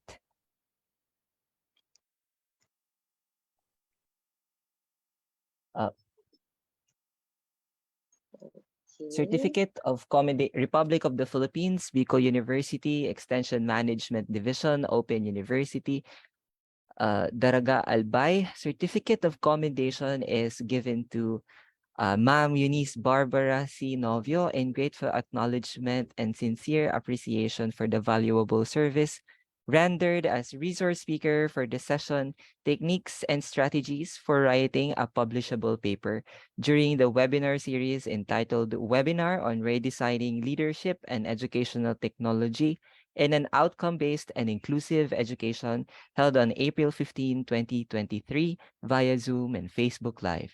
Given this 15th day of April 2023, signed Roldan C. Cabiles, PhD, Program Advisor of Maing Ed OU, Dr. Melinda de Guzman, Program Advisor of the MAELM and EDDELM of OU, Professor Jose Carlo B. Lavapie, the Program Advisor of the Masoxted OU, Dr. Ramon T. De Leon, the Extension Coordinator of BOU, as well as the Advisor of the MLGM, and Dr. Emily Agonos, the Academic Program Coordinator of BOU, and Advisor of the Masters in Management. Also signed by the Director of the Extension Management Division, Ma'am Professor Rowena Zoilo, and the Dean of BU Open University, Dr. Ramesis M. Lurino. Once again, let's give our first speaker a round of applause. Bigyan natin siya ng palakpak sa ating Zoom. Thank you so much, and thank you so much po. And may I request everyone to have their video opened so that we can have a documentation together with the speaker for our first speaker. Documentation team, please mag-screenshot po. I'm going to count down. Ma'am Cristel, are you on standby? Yes, Okay. sir. Okay po. Ako din, mag-open. Okay, 3, 2, 1. Okay, next page. 3, 2, 1. Okay, may next page pa ba? Okay, 3, 2, 1. Okay. Thank you once again, Ma'am Eunice Novio, for gracing our event as the first speaker for the first day of the webinar series. I'm going to send the email at you. I'm going to send the certificate via email, and all the information pa. Mamaya, we're going to talk po later sa ating messenger. Now, May we have our moderator for this morning, Ma'am Once again, Debbie? thank you, Ma'am, for your gift of presence. We are lucky to have you. Mukhang mas lalo kaming na-boost na magsulat. Aside from writing our research because of our field of studies, parang may iba pang inspiration na pagkukuhanan kami para mas lalo kaming magbasa at maghanap ng mga materials na mag-enhance ng aming knowledge, hindi lang tungkol sa pinag-aaralan namin sa masters, kundi pati na rin sa issue sa lipunan na pwedeng gawa ng journals.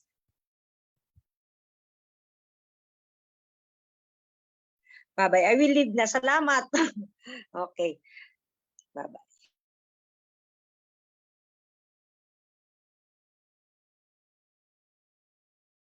So again, participants, so I am glad seeing the number of participants na mas lalo po tayong dumadami. As of now, we have 122.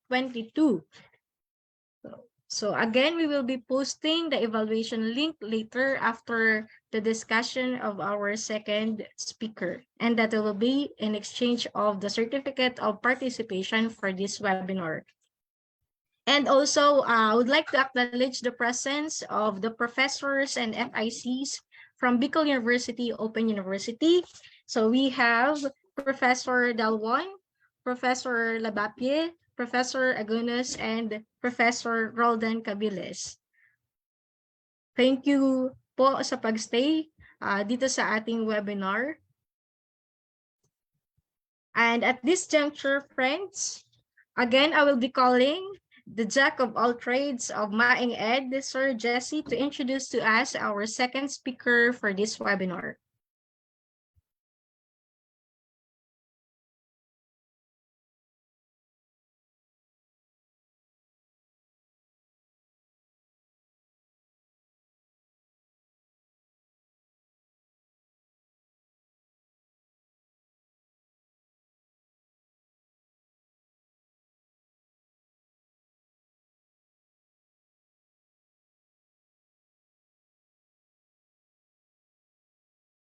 Sound, please. Sound, please. Inaudible po ba? There's no edges, sir. Okay po. Wait lang. Sound.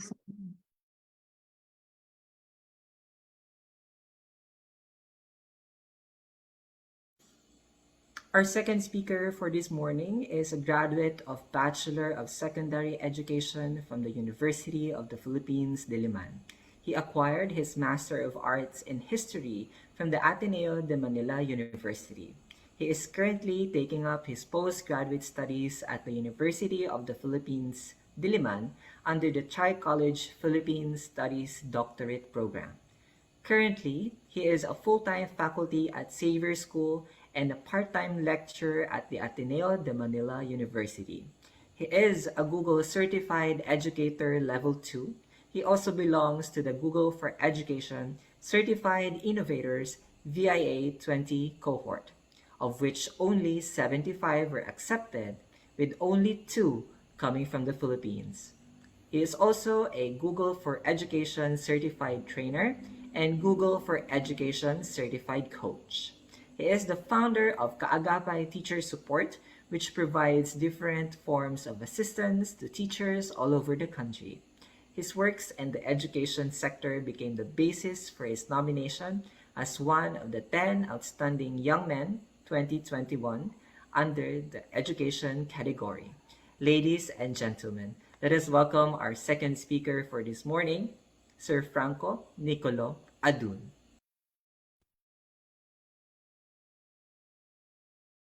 Thank you, Sir Jesse, for that introduction. Maraming salamat po for having me in this webinar session. Okay. Can you just give me a quick thumbs up if my audio is clear and if my video is clear? No? Maraming salamat po bago tayo mag-start. No? And also, pardon on, I'd like to make an excuse already kasi hindi ako naka-dual screen ngayon. So when I do the demonstration later for our session, because we'll be doing some demonstration of the Google for Education tools, I'll be like sharing my entire screen. Okay, so medyo may konting glitches, no, during the sharing process. Okay, but anyway, let me just open my presentation so we can start with our like session for today. For a while.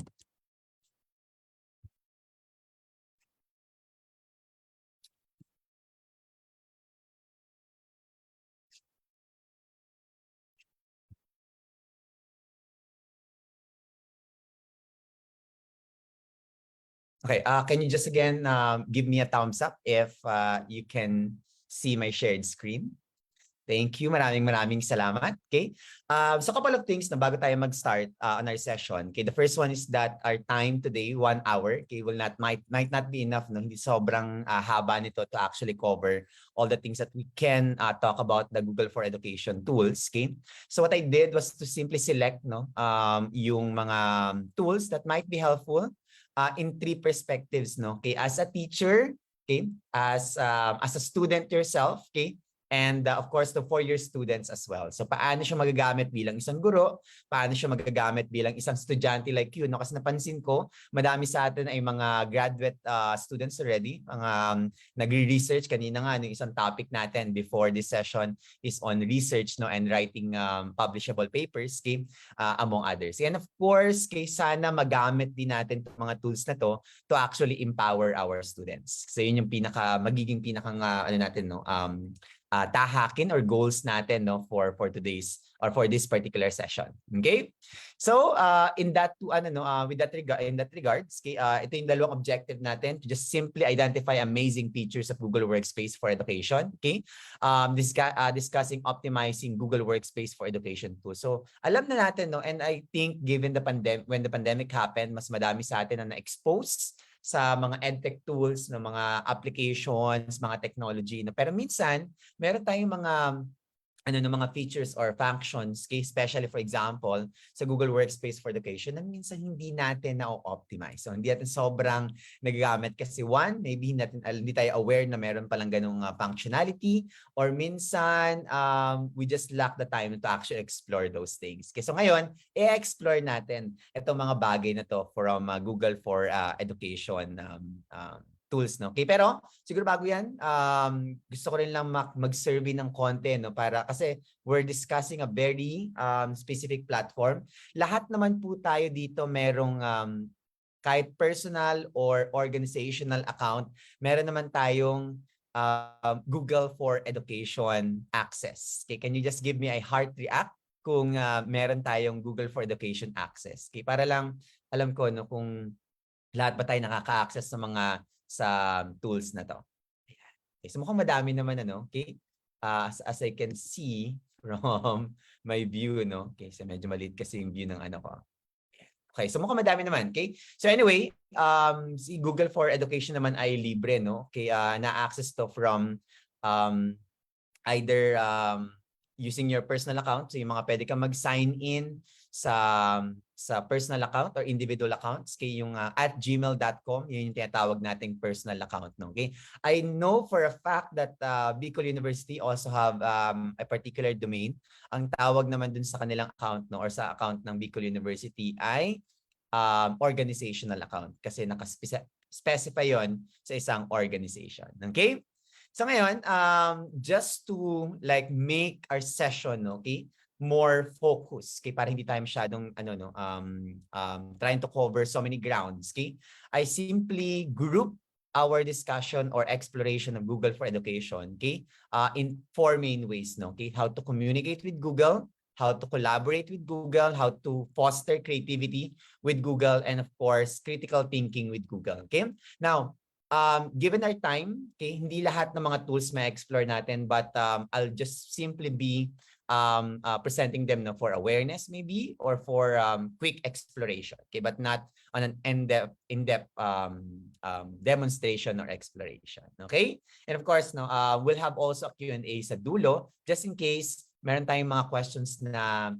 gustong itanong. Okay, pero check-in muna tayo sa mga teachers natin, sa mga participants natin, para lang alam ko nagbuhay pa tayo, no? Okay, we are now at 119 participants. Okay, so in the chat, no, pakisagot nga itong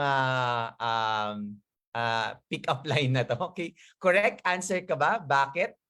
Ano kaya ang sagot dyan?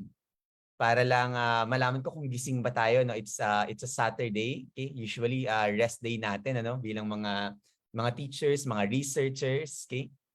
Yan, tingnan ko yung chat, no, kung meron na bang sumasagot, okay? Lakas ng tama ko sa iyo. Check ka. Ako ang sagot sa tanong mo. Okay?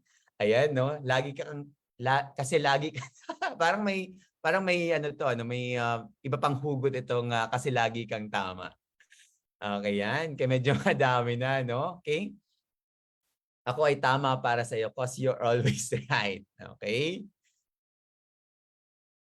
Ayan, ang dami, no? So maraming salamat for indulging, no, my very quick check-in. Okay, by the way, no, bilang isang guro ngayon, no, in the 21st century, mahalaga po yung pinapasok natin yung quick check-in sa mga classes natin. Alam ko, sobrang tight na mga schedule natin na pag nagtuturo tayo, pero having a check-in is actually part of a growing trend na yung tinatawag nating socio-emotional learning. Mas nagiging mahalaga na in the 21st century kasi nga ang ano kasi ng ano no ang complicated ng 21st century, talagang ang taas ng mental health issues saka emotional health issues, no. Okay? Kasi gusto kitang piliin. Yes, okay? Kasi correct answer ka. So ikaw pa rin ang aking pipiliin para lagi akong tama. Okay, so maraming salamat teachers, no? Okay? So let's start siguro, no, para mas ma-maximize natin yung oras natin for this morning, okay? So let's start with communicating with Google. Okay? So napakahalaga, no, lalo na sa 21st century, yung being able to communicate, okay? No, bilang isang teacher, no, okay? Or even as a student or in the perspective as a student, okay, napakahalaga that we are able to communicate. But, okay, siguro what we have to understand is that the 21st century, yung mundo ngayon, okay, has a different mode of communication. Okay, so communication now can happen, no, in so many ways. Okay, in the 21st century, kasi communication happens in the digital space. Okay, compared to before, no, yung mas traditional way of communicating, like example, mga letters, okay, mga ano, no, via telephone, okay. Ngayon, ang dami nating ways to actually communicate, especially in the digital space. Okay, so ngayon, paano nakakatulong si Google, no, okay, on strengthening communication, okay, and of course, no, developing communication skills for our students as well. Okay, so unahin muna natin with Gmail, okay? So isa sa mga napakagandang isa sa magandang features, okay, na ni Gmail, okay, na magandang explore, okay, is yung tinatawag nating templates, okay? Kasi minsan 'di ba pag sumasagot tayo ng mga email sa mga estudyante natin, okay?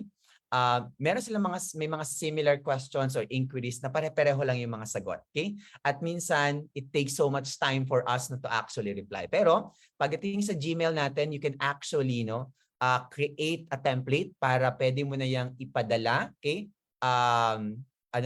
Paulit-ulit kay sa mga estudyante mo or whoever are your recipients. Plus, itong mga templates na to, no, ay pwedeng gamitin bilang automatic reply. So yes, no, may automatic reply po ang ating Gmail para hindi mo na kailangan mag-reply, no. Pwede kang mag-auto reply, okay, sa mga emails in your Gmail. Explore natin 'yan very quickly.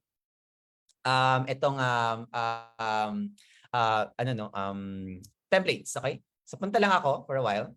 Okay.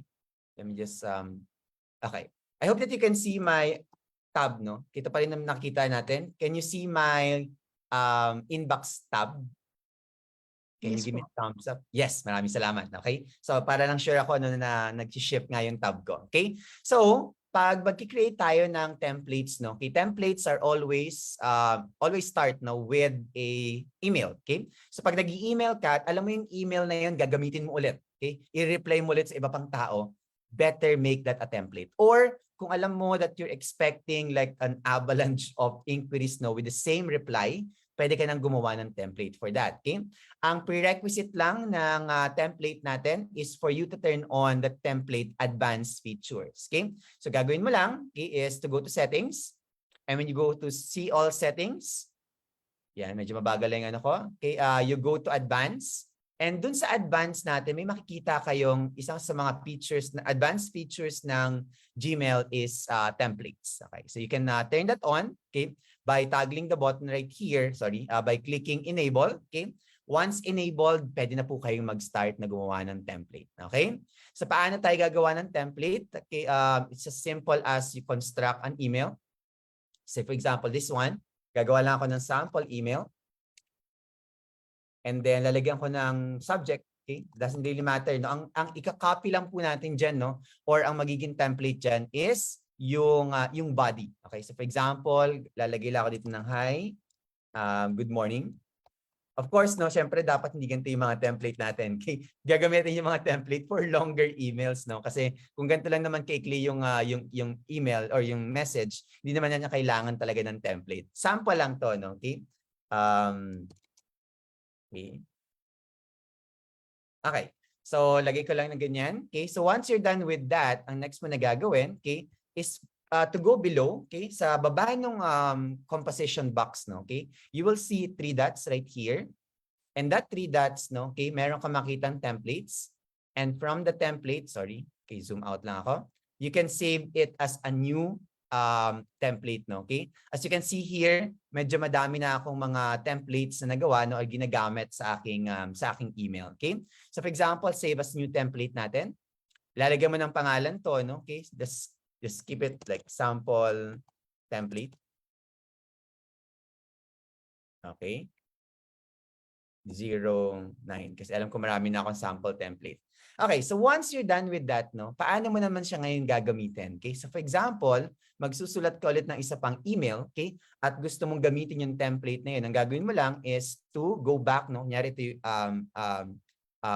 what you call this, new email ulit ito, no, okay? Punta ka lang ulit sa 3 dots. You go to templates, and then you can now choose yung template na ginawa mo. Hanapin natin. Okay? Ayun, sample template 09. So ipapasok na niya ngayon yung message mo. Hi, good morning, sincerely. Okay? Ngayon, sabi ko kanina, no, okay, kapag nakagawa ka na ng mga templates, yung mga templates na yan, okay, pwede mo rin yung gamitin as an auto-reply. Okay, so paano naman tayo mag-auto-reply? Okay?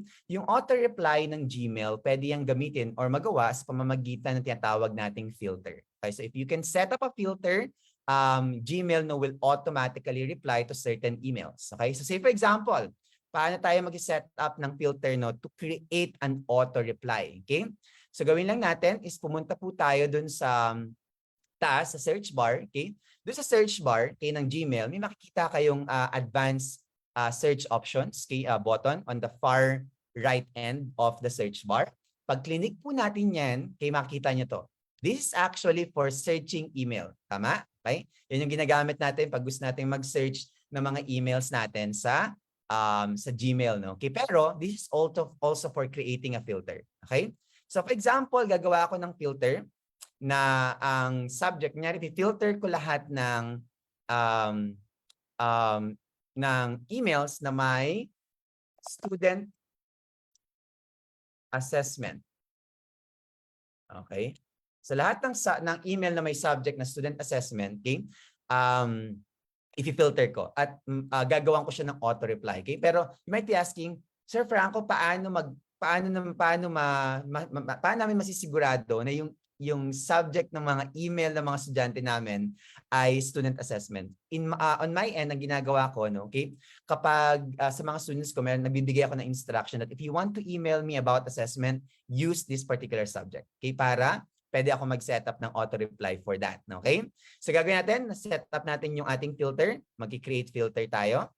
And yung next natin is sasabihin natin kay Gmail what to do with this particular filter. Okay? So, pinifilter natin yung email na may subject na student assessment.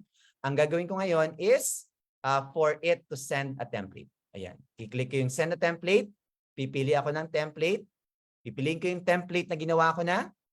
Okay? So, lahat ngayon ng email, okay, na papasok sa email ko, okay, na may subject na student assessment, okay, will receive the reply, okay, coming from sample template 09. So I'll set up that filter and then that's done. Okay? Of course, hindi natin makikita ngayon yan kasi That's only applicable to incoming emails po yan. Okay? So may mga pumasok na emails. Okay? So kaya that's one, no? Okay, that should, okay, really, no, significantly like decrease, no, yung amount of typing and sending emails natin sa mga estudyante natin or even to our correspondences, ano? Okay? Kasi alam natin ngayon, napakadami nating correspondences sa email. Okay? Next one, sa email pa din, okay, or sa Gmail pa din, pwede tayong gumamit ng tinatawag nating extension na email track kasi isa to sa mga laging tinatanong ng mga users, no? How do I know if my recipient, no, have read and opened the email? Okay? Para alam ko, no, kung na-scene zone na ba ako or talagang hindi lang pa niya na-open o hindi niya nakita yung aking email. Okay? So pwede po kayong pumunta sa Chrome Web Store. Si Chrome Web Store po, no, kaya isang website, okay, na ni Google, okay, kung saan kumukuha tayo ng mga extensions, no, to improve functionality ng ating mga Google for Education tool. Okay? So punta lang po kayo dito sa Chrome Web Store. Hanapin nyo lang si MailTrack. Okay? So once makita niyo po si MailTrack dito, ayan, ito si MailTrack, no? Okay, i-add nyo lang po yan sa inyong Chrome, okay, at magpapasok na po yan sa Gmail nyo. Okay? Now, how does it look like? Okay? Kapag naka-add na po ang email tracking nyo, okay, or email track sa ano nyo, sa sa inyong Gmail, yung mga messages po ninyo, no, sa email nyo, magkakaroon po ng ganitong dalawang check. Ayan. Okay? So, makikita nyo ngayon kung kapag may isang check, ibig sabihin na send yung email. Okay? So, you have successfully sent the email. Kapag dalawa na yung check, ibig sabihin nabasa at na-open na rin ni ni recipient yung email mo. Okay? So, you can definitely expect or might follow up kasi kung na-open na tapos 1 week na hindi pa nagre-reply, then you can send up a follow-up already. Okay? Or you can remind them, hindi pa na-open, please open my email, the email that I have sent to you. Okay? So isa yan sa napaka-useful na na tool in tracking, no, yung mga emails natin. Okay? Next one, avoid forgetting sending emails by scheduling emails. Ito rin, no, madalas nagiging problem natin is that gusto natin mag-send ng email. Kaya lang siguro wala tayong wala tayong sa schedule, ngayari madaling araw, gabi na, we don't know if they're going to be able to read it. Okay? So ang ginagawa ko, no, personally, okay, at kasi rin by rule sa akin, hindi ako nag-send ng email sa mga estudyante ko, no, late at night. Okay? Pero for example, alam ko baka makalimutan ko tomorrow, nag-send na ako ng email the night before, okay? Pero naka-schedule siya the next morning. Okay? So pag mag-schedule sending tayo ng email, punta lang tayo sa ating composition box. Okay? And you will see here, okay, bago ka mag-send, no, okay, you will see here more send options. Okay? And you will see schedule send. So pwede ka na ngayon, sorry, wala pa pala akong nakalagay na sample email. Nyari, papadala ko sa sample lang tayo. Okay. Okay. Okay na. Once you're done with that, na pwede ka na mag-schedule send at pwede ka nang pumili, no? Okay? And what's good about scheduled sending is that scheduled sending is not dependent on your signal availability. So kahit wala po kayong signal or connectivity, no, isi-send na yan ni Gmail on the time that you have identified. Okay? So very well efficient. Pwede ka rin mag-scheduled send ng napakadaming emails kay para sabay-sabay din sila mag-send at the same time. Okay?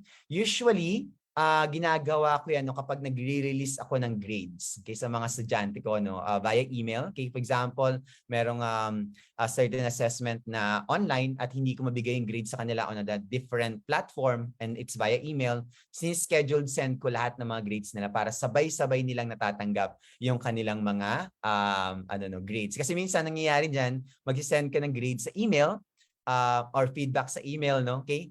And then one person will receive it and yung iba magtatanong, bakit wala pa akong nare-receive, no? Okay? Kasi nga, ginagawa pa yung email or kina-construct pa anong others. Okay? Pero that should significantly, no, save you a lot of time. Okay?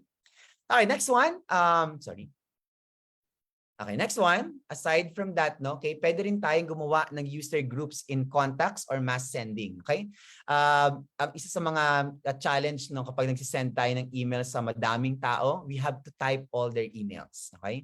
So, nyari, meron kang 20 students that you want to email, you have to type in or copy-paste all of their emails every time. Okay, kunyari, kung meron tayong mga nasa we're working with our colleagues in the department, okay? We also have to type all their emails. Okay? Pero, ang pwede niyo pong gawin dyan, no? Okay? Para ma-reduce yung need no, for constantly typing, copy-pasting email addresses kapag nagma-mass sending kayo ng email, okay? Is pumunta lang kayo kay contacts right here.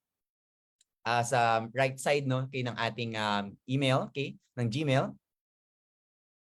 Punta lang tayo dun sa actual no platform or interface ni contact, okay?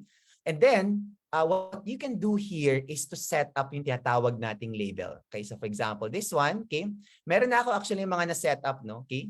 So pwede ka dito mag-add ng label, okay? The label now, okay, is where you add people. Okay? So for example, gawa ako ng isang label, okay? Bicol University. Okay, save lang natin, okay? Tapos pwede na akong maghanap ngayon ng mga tao, no? Okay, that I will add to that particular label, okay? So for example, this one, okay? Gusto ko siyang i-add, no? So click ko lang dun sa email address ng tao na to. Dun sa far right side, meron ka ulit makikitang 3 dots, okay? When you click that 3 dots, meron ka na makikitang change labels, okay? So I can put that into Bicol University, okay? Mag-add pa tayo ng isa pa para lang makita natin, okay, how it works. Okay. Now, once I have like put no all the necessary email addresses into my label, okay, pwede ko nang gamitin ngayon yung label na yun to fetch all those emails, okay? So magpunta for example ako sa Compose ulit, okay? Instead of like typing 20 names, okay, itatype ko na lang ngayon yung label na ginawa ko to Bicol University. Ayun. So pumasok na ngayon yung email. Hindi ko pala na-click yung isang email, no? So isang email lang yung pumasok. Okay? So ganun lang kadali, no? Okay? Para hindi na po tayo laging nag-type ng napakadaming emails or nagka-copy-paste. Plus, you will never miss, no, okay, an email again or a person, okay, when you are mass sending or sending an email to a lot of people. Okay? Very, very neat trick po, no? Okay? Sa Gmail natin. Okay? Sorry, nag-open na naman ako ng bago. Okay. Next one, okay. Aside from that, no, aside from Gmail, isa rin sa mga nire-recommend ko for teachers, no, okay, actually for educational institutions, okay, is yung paggamit ng Google Chat, okay?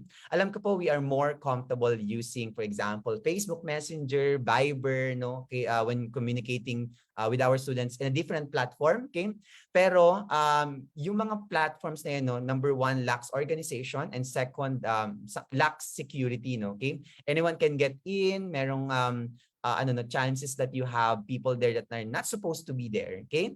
So in that regard, no, okay, I always recommend if you want to build like a more secured line, okay, for your group, no, okay, is to use Google Chat. Okay? Kasi si Google Chat, no, ay mas secure dahil gumagamit po siya ng Google account to be able to join yung chat po natin o your group chat natin. Okay? Plus, isa rin sa mga na-appreciate ko no, kapag nag-set up tayo ng group chat kay Google Chat is that meron siyang mga added functionalities, no, okay, that you can really use, no, in the classroom or in an online encounter with your students, okay?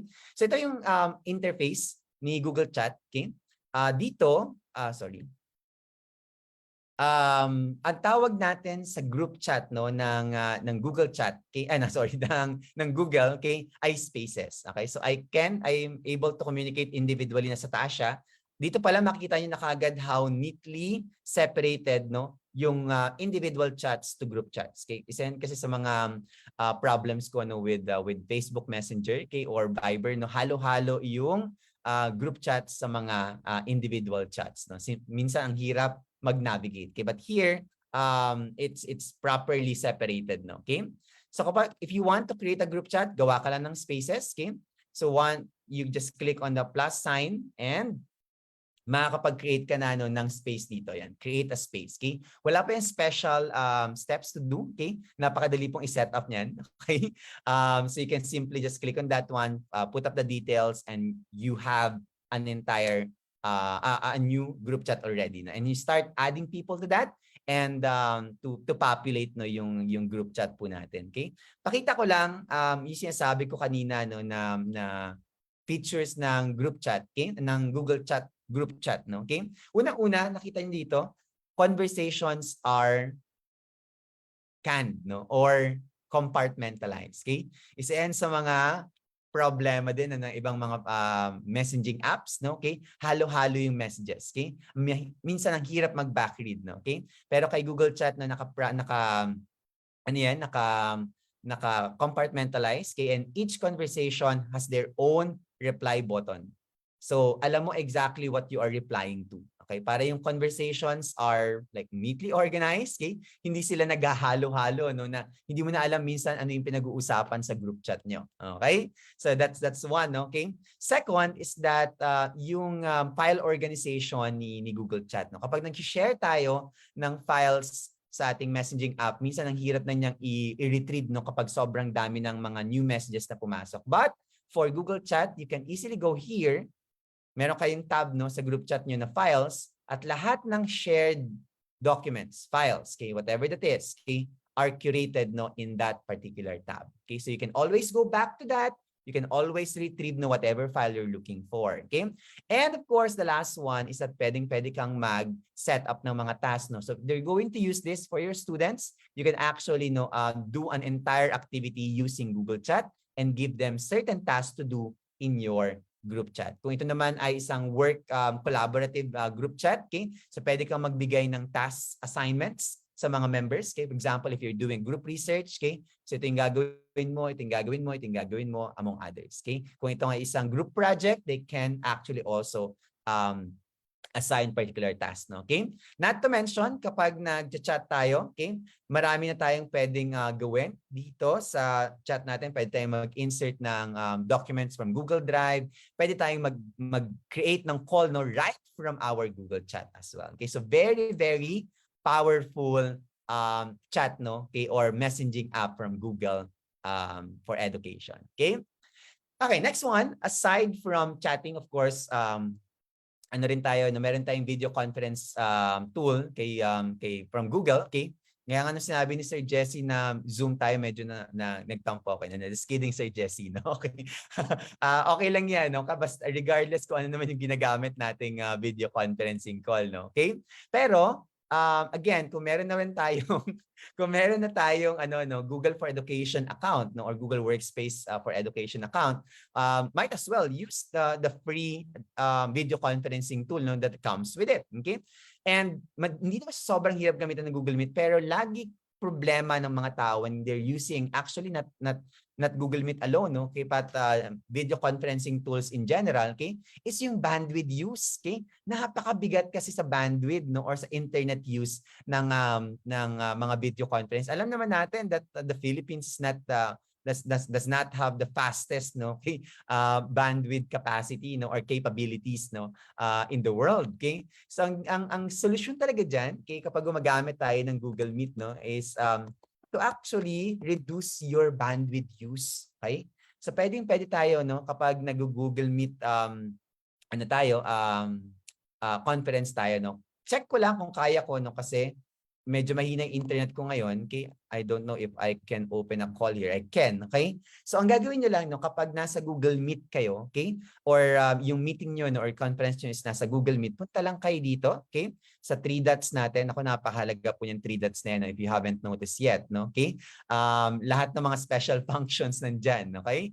So, pag nakita nyo yan, click that, explore, kasi marami kayong matututunan dyan. Okay? So, punta po kayo dun sa 3 dots, settings, and when you go to settings, you should be able to see this, okay? Settings ng audio, video, general captions, reactions, okay? And here, sa video natin, pwede tayong mag-reduce ng resolution natin. So, yan po ang way natin to reduce bandwidth use, no? Okay? So, pwede nyo rin po yung ituro sa mga estudyante natin para kapag meron kayong online meetings, okay? At hindi sila makasali kasi, sir, ang hina ng connection ko, pwede nila itong gamitin. Okay? Dati, mababa na pero mas binabaan pa ngayon ni Google. Okay? Pwede na tayo, for example, ngayon mag-low definition at 180p. Sobrang baba na po yan. Sobrang liit na ng bandwidth or internet requirement ng 180p. Okay? Pwede nyo rin pong baguhin yung inyong receive resolution. Ito naman yung natatanggap nyo. Okay?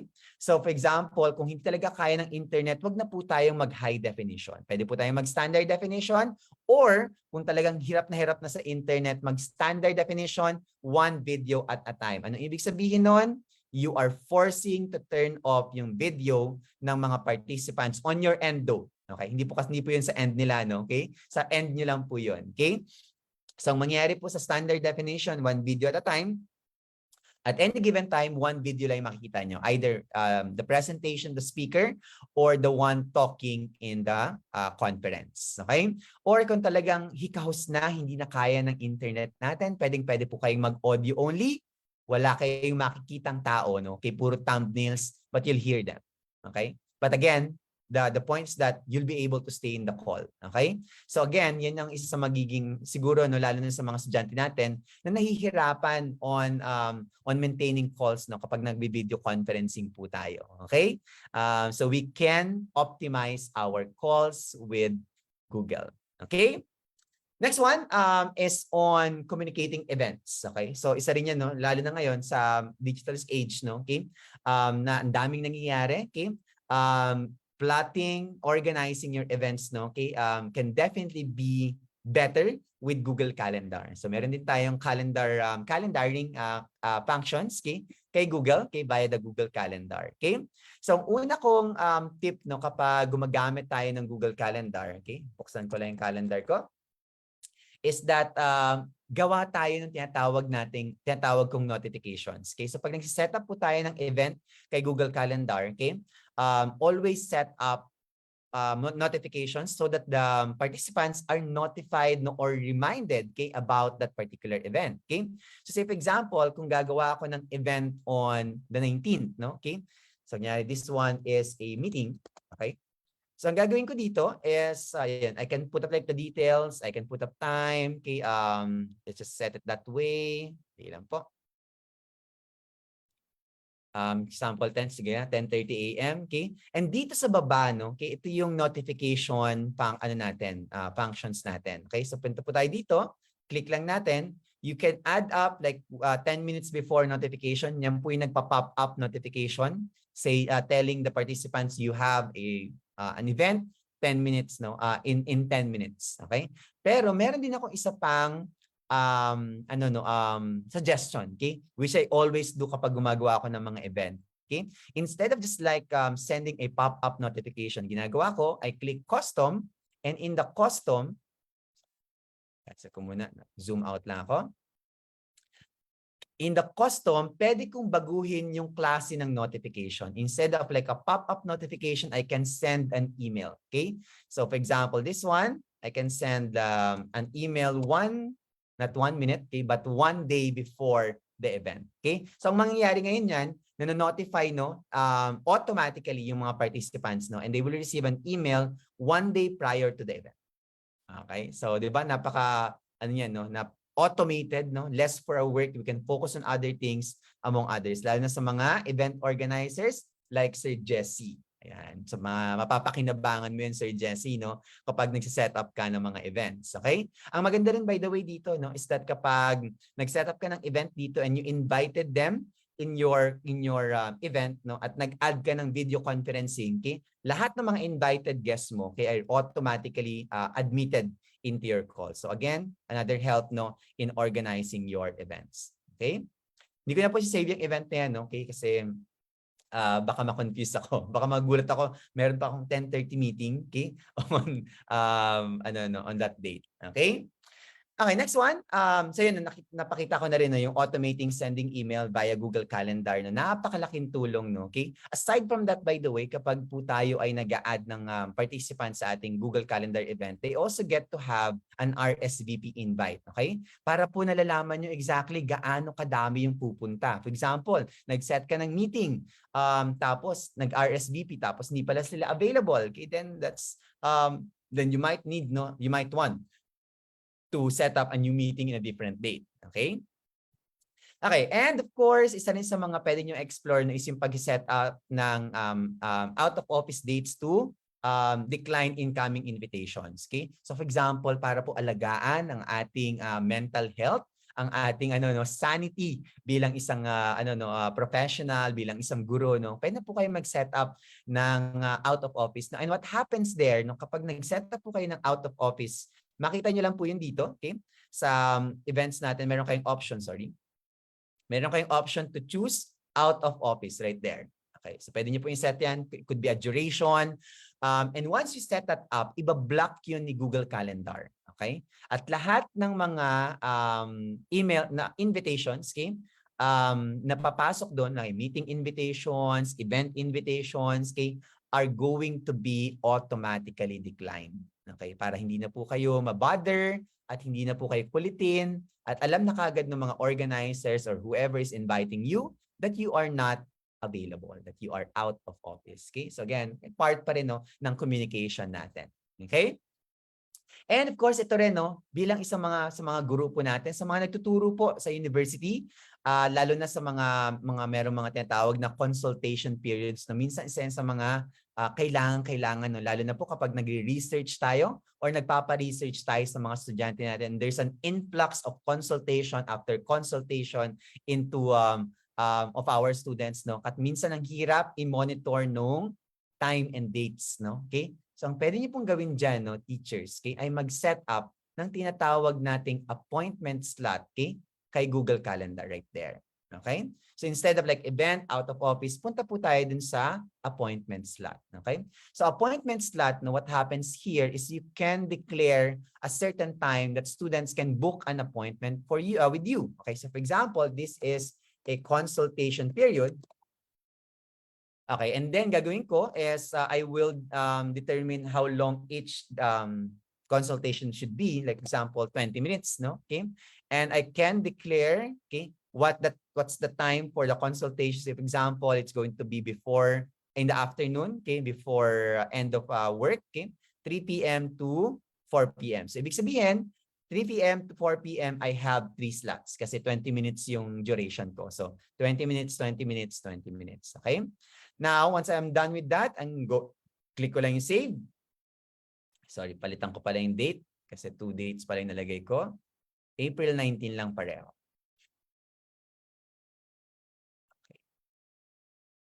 Click ko lang yung save. Now, once you're done with that, okay, kiklik lang natin tong consultation period natin at makikita natin ito. Sorry, zoom out ulit ako. Go to appointment page for this calendar. So makita nyo ngayon yung sinet up nyo na appointment slots right there. April 19. So tatlo yan. Okay? So kapag pumunta yung mga estudyante mo dito sa appointment page mo, okay, they should be able to book an appointment. No? So pakita ko lang how it looks like. Pag nag-click si student dyan, ito mangyayari. Mag-set up ng meeting yan. Okay? Ngayon, what happens also is that every slot that's been taken, hindi na po siya nababalik. Hindi na siya, nawawala na siya. So wala nang overlapping of schedule. Second is that once they set up an appointment, it becomes an event in your calendar. So you also are able to monitor yung mga consultation period, consultations nyo with your students. Okay? If you ever want, for example, na-cancel yung schedule, erase nyo lang po yung event, babalik yung slot. So pag na-erase po yung event in your calendar, bumabalik yung slot dun sa inyong appointment slot. Ibig sabihin, na-cancel na yon at open na ulit yung slot natin. Okay? So that's for Google Calendar appointment slots. Okay?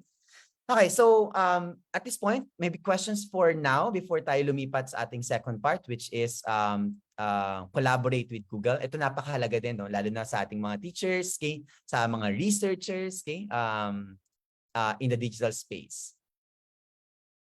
Let me just check the chat. Baka may pumapasok na questions. Okay, wala pa naman, no? Okay. Sir Jesse, let me know na pag may mga questions po or any inquiries, no? Okay? Sa chat po natin. Okay, maraming salamat. Okay? So punta naman tayo on collaborating with Google. Okay? Right now, kinapahalaga ng collaborative skills na lalo na sa the way the world works now, no, yung complexity ng mundo natin. Kahit po yung pagsusulat ng mga research papers ngayon, kung napapansin nyo, no, mas dumadami na yung co-authorship ng mga research papers kasi talagang ang hirap ngayon, okay?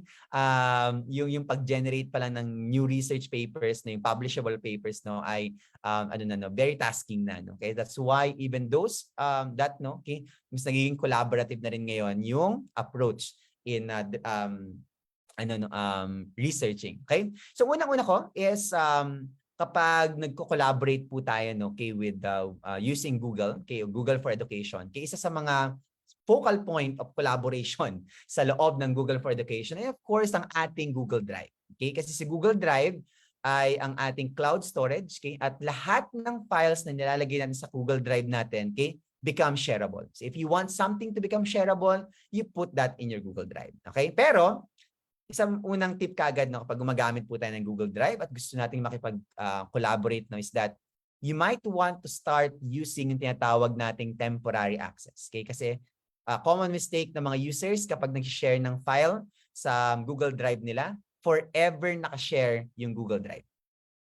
Okay, tama yan yung medyo naging mistake. Kahit tapos na yung project, kahit tapos na yung school year, no, naka-share pa rin yung file na yun. Okay? Sa mga teachers natin, okay, kunyari, nag-resign na isang teacher, nandun pa rin, naka-share pa rin yung mga files sa kanila. Okay? And that could be problematic, no, in the long run, okay, or in the long term. Okay? So pwede nyo gawin ngayon kapag nag-share kayo ng document, if you know that the document should only be shared at a given time, no, okay? Then use the temporary access mode, no, ng Google Drive natin. Okay, so how to do that? No, punta lang po tayo sa, say for example, kuha ako ng file dito. Example, this one.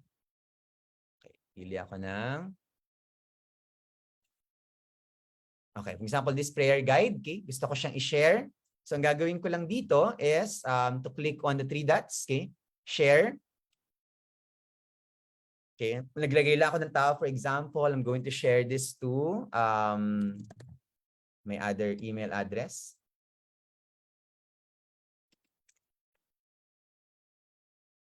Okay.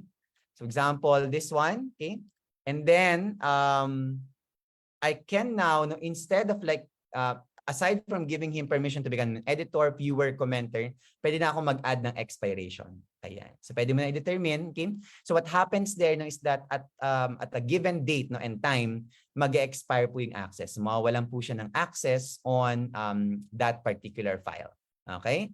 So or that particular shared file. Okay? Para again, we're secured na kung sino lang yung intended, no, na maka-access sa files natin, ay lang dapat talaga nakaka-access. Okay? So, again, let's maximize that temporary access mode. No? Okay? Second is you can also prevent people from downloading, printing, or making a copy of your document. Okay? So, di ba minsan meron tayong mga documents na sobrang confidential. Okay? We don't want them disseminating this particular information. Lalo na, for example, if you are nagpapa-proofread ka ng paper, okay? And you use Google Drive to do that, no? Okay? Baka yung paper mo ma-publish na hindi mo alam, no? Under a different author, okay? So pwede mong gawin diyan, ano, okay?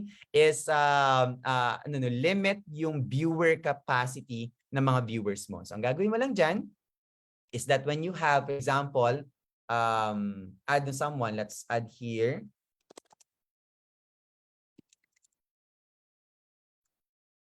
Dali lang po. Search ko lang isa kong yan. Example, this one, I'll be adding this one. Set ko siya as viewer lang, okay? Kasi I don't want this person to be able to edit. Okay, send ko lang yan. And once I go back to that, no, ibabalikan ko lang yung sharing view ko. What I can do now, pag tingnan niyo po yung sharing dialog box natin, meron kayo makikita ang gear button dun sa upper right corner. When you click that, ito po yung way to prevent them from downloading or downloading or printing or copying your documents, no. So yan, tick nyo lang po yung box na yan and hindi na po lalabas, no, okay, yung option to print, download or copy yung inyong document. So safe na po. Unless talagang matindi yung pagnanais at in-screenshot pa yung inyong paper or document, medyo wala na po tayong laban doon. Okay? Pero again, at least we are able to limit no, their ability no, to disseminate no, or without permission yung ating mga documents. Okay? So you can make use of that one. Okay? You can also do monitoring no, yung tinatawag natin sa Google Drive na dashboard, okay? Activity dashboard. Okay? Para lahat ng files natin na sinishare sa Google Drive, alam natin exactly who and what are being done in our document. Okay? So gawin lang natin, punta lang tayo sa Google Drive natin. Click nyo lang yung document that you want to see kung anong nangyayari. Okay? And then in the upper right corner, you will see an eye icon right here. Okay? You see, click on that icon and you will see here details. Sino yung may access, okay, para makita nyo yung summary. And meron na kayo ditong activity dashboard. Okay? So you will see here exactly what's happening, who's editing, who's sharing, or who's accessing your files at any given time. Okay? So I think maganda rin to. For example, pwede nyo itong gamitin no, pang monitor ng mga students nyo. Kunyari, nagbigay kayo ng reading assignment. Okay? You can monitor who have accessed already your reading assignments. Okay? Para you can also remind, no? Okay? A student, for example, haven't accessed your reading material. Okay? Give them a gentle reminder. Okay? I have given a reading material. You haven't opened it yet. Okay? Baka gusto mo nang basahin. Okay? So yan. Okay? So, what we can also make use of. Okay? And of course, sa Google Drive natin, no? Okay? Siyempre, pinakamaligan is that being able to locate our files. Okay? So, sa ating Google Drive, meron na tayong tinatawag na Google Drive search bar na napaka-powerful. No? Okay? What's also good about the search bar ng Google Drive, meron ka rin ditong advanced search option. Okay? And that you can limit no, kung ano yung hinahanap mo. Kasi minsan pag naghahanap tayo ng file sa Google Drive, it gives us all the possible related files na sobrang dami, ang hirap pa ring hanapin. Okay? So you can limit, for example, type or owner or has the words, items, among others. By the way, ano ko lang din, no? Remind ko rin yung mga users natin, okay, ng Google for Education Tools, Google Drive natin.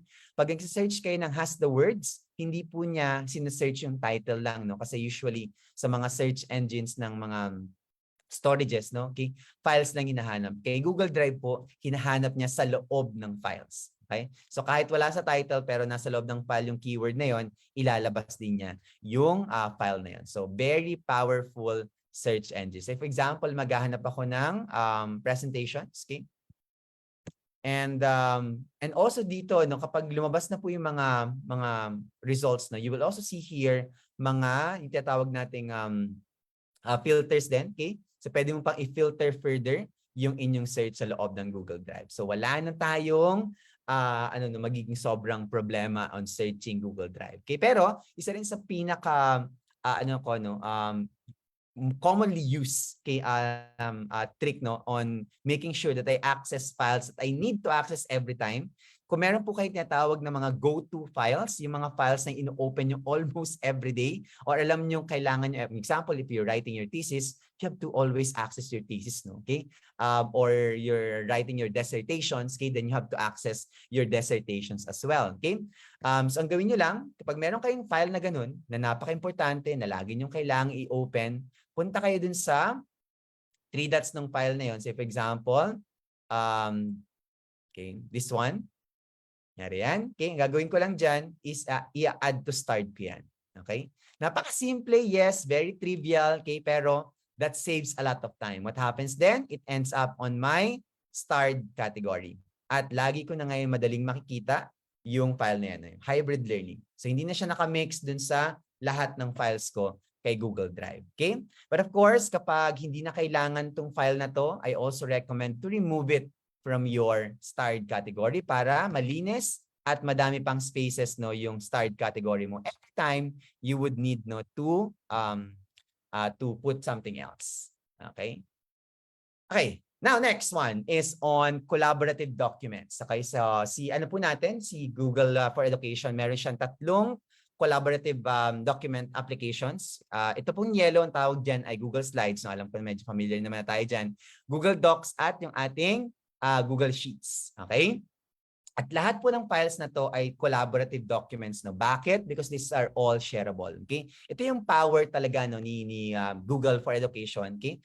Pag yung mga documents natin are no longer the static documents na isang tao lang yung nag-access at any given time, okay? With our collaborative documents kay Google, lahat ng files natin are, okay, accessible, no, by multiple people if we deem so allow and deem so wanted, no, okay, to share it, okay? So kapag itong tatlong documents na to, no, ay may pare-parehong sharing protocol, okay? So say for example, mag-open lang ako kay Docs, okay, ng bagong document. So si Google Docs is for like writing, okay,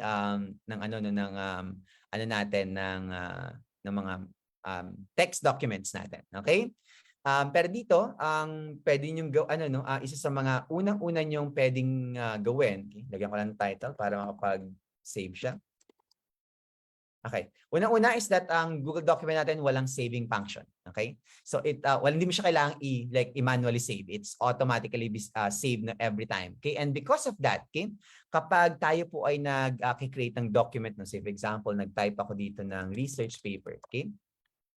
Okay, atong document na to, no, lahat po ng ating mga collaborative documents na meron siyang tinatawag na version history. Okay? So pwede tayong pumunta dito, okay? At makikita niyo po itong clock button na to, no, lumipat na po siya, no? Okay? Itong clock button na to, okay? And you will see here a version of your paper. Okay? So for example, kung tayo po ay nakikipag-collaborate, no, using Google document, okay? On like a paper, research paper, no, you exactly know who's editing what in a document. Kasi isa yan sa mga pitfalls, no, ng rigid ng static documents na or mga printed documents. Minsan may mga nag-i-edit o nagbabago, hindi natin alam kung sino nagbabago ng ano, okay? Pero dito lahat 'yon are properly documented, ano, okay? So say for example, okay, what's also good by the way, no, kapag meron kang itong version history natin, okay, is pwede mong balikan, okay, yung different versions mo, okay? So from the time that you created the document, pwede kang bumalik. For example, meron akong 2 versions. Yung first version, wala pa, blank pa. Second version, may nakalagay research papers. Okay? So, example, meron kang accidental na erase yung content ng paper, na delete, no? Okay? Ito po ang sagot doon. So, pwede po siyang ma-retrieve, no? Hindi po yan basta-basta mawawala. Okay? Plus, kung ito ay collaborative document, you are working with someone else, ang lahat po ng editors may kanya-kanyang colors. Ayan. Ako po ay teal right now. Okay? Pag may pumasok diyang ibang user, iba rin yung kulay nila. So, you are properly informed exactly kung sino ang nag-i-edit ng ano sa inyong document. Pwede rin itong gamitin for progress evaluation ng mga students natin. Nyari, nagpapa-research ka sa mga estudyante mo, group research, okay? You know exactly who's writing what on the paper. Pag nag-grade ka or nag-evaluate ka, makita mo yung contributions nila at you have evidence to actually back it up. Okay? Pag sinabi, for example, na student did not contribute, meron kang, kasi wala akong nakitang any content no coming from your end in your research paper. Okay? So parang ganun. Okay? So, but if ever, for example, kung kailangan nyo pong i-restore yung version, click nyo lang po yung version na yon, punta lang kayo doon, restore version. And it will now revert back to that particular version. Okay? Lahat po ng ating mga collaborative documents kay Google, okay, works like that. Okay? So meron po lahat yang version history, Google Sheets, Google Slides, no, okay, all have that kind of function. Okay? Second, pwede na rin tayo ngayong mag-open, yung tinatawag natin na comment history. Ito kasi very useful kasi sa Google document pwede kang mag-comment. Kaya lang isa sa mga naging problem before, no, okay? So kapag nag-comment ka at na-resolve yung comment, nawawala yung comment. Okay? Pero dito you can actually have dito sa button na to, no, you can see, no, all the comments in that particular document. Okay? So you can see the conversations, okay, happening. Okay? And again, and hindi ko lang mapakita ngayon kasi wala akong ka-collaborate sa document, no, okay? Pero kapag sabay-sabay kayong naka-simultaneously accessing the document, meron din siyang tinatawag na live chatting. So pwede kayong mag-chat, no, habang gumagawa kayo ng document or habang nagko-collaborate kayo sa the document, okay? Pero hindi lang 'yon, okay? Aside from live chatting, pwede ka nang gumawa ng call, no, sa loob ng Google document Okay, so makita nyo dito, meron kang camera Google Meet button. So if example, you're working on a document, you want to meet your group mates or people in the document, pwedeng kayong mag-video conferencing sa loob ng document ninyo. Okay, so wala nang hassle na lilipat pa, pupunta pa sa isang video conferencing para mag-collaborate sa document. No? It's all in one, it's all here, no? And doable in the same space po. Okay? Okay. So that's for our collaborative documents, no? Okay? This one, since hindi na po sobrang mahaba yung time natin, especially kung magkakaroon pa tayo ng Q&A, no? Ito daanan ko lang very quickly, pero baka pwede nyo pong explore on your own time. So if you want to foster na you want to target creativity in your students, meron tayong tinatawag na Chrome Music Club sa mga music teachers po natin. Kung meron tayong music teachers dito, you can experiment on sound, pitches, among others. On the Chrome Music Club, libre din po ito, no? Wala tong bayad. Students can compose music using different instruments, among others, sa Chrome Music Club po natin. You can also explore, and sample, no? Meron kang mga activities sa Chrome Music Club. Okay, so pwede niyo pong piliin niya, tuturo ka ng rhythm, mag-song maker, sound waves, hindi ko na po naiintindihan yung iba, no? Okay? So kung may mga music teachers po tayo dito, baka mas naiintindihan niyo po yung mga terms na yan. Okay? So mga interested on data analytics, or further or creating like data analytics solutions, pwede niyo pong tingnan yung Google Data Studio. Although hindi ko pala na-update, no? Kasi ang pangalan ngayon ng Google Data Studio is Looker Studio. Okay? So kung meron kayong mga big data analytics from websites, analytics from certain sources, so pwede niyo po yung dalhin sa Google sa Looker Studio for it to be analyzed, at makaka-create po kayo ng mga tables, information, no? Or you can derive information from those, no? You can also use this for research, kapag nag-research po kayo, so you can also use Google Data Studio to help you with some analytics. It's not as advanced statistical analysis, hindi niya po kaya ng ibang advanced statistical analysis, na pero it can give you that much fundamental basic analysis sa mga data natin. Okay? So mga gustong mag-explore ng mga like virtual tours, kung kayo po ay into arts, culture, yung subject nyo, no, or areas of discipline nyo, you can explore Google Arts and Culture para hindi nyo na kailangang mag-travel on the physical way. Pwede na po kayong mag-virtual tour. Ang Google Arts and Culture allows virtual tours ng mga museums around the world. Okay? Pero of course, hindi po lahat. Okay? Only those that allowed virtual tours. Okay? Yung na pwede dito, no? Okay? You can also use Google Earth, no, to explore couple of things na pwede niyo gawin sa Google Earth. Hindi lang siya pang-locate po ng mga tao at pag pang-stock ng mga bahay-bahay, no? Okay? Google Earth is actually a powerful tool for geographical activities, okay? Pwede niyo rin siyang gamitin for project making, kasi merong project making capacity si Google Earth kung saan pwedeng mag-plot yung mga students ng locations, and create like connections, on the surface of the Earth. Pwede rin kayong gumamit ng tinatawag na mga preloaded activities kay Google Earth. Marami dyan, no? Isa sa mga favorite ko, hindi ko naman load ngayon, no? Medyo lakas po sa internet connection si Google Earth. Isa sa mga favorite ko, for example, yung activity on climate change, wherein Google Earth actually shows, no, time-lapse from 20 years ago nung melting of ice sa different parts of the world. Okay? So pag pinag-usapan natin ng climate change, they will definitely see, no, how climate change happens, and it's actually a factual thing. Okay. So the last one is very quick sharing lang din, on critical thinking with Google. Okay, this one is on more on citation, no? Kapag nag-validate tayo ng sources, which is in relation to citation, okay?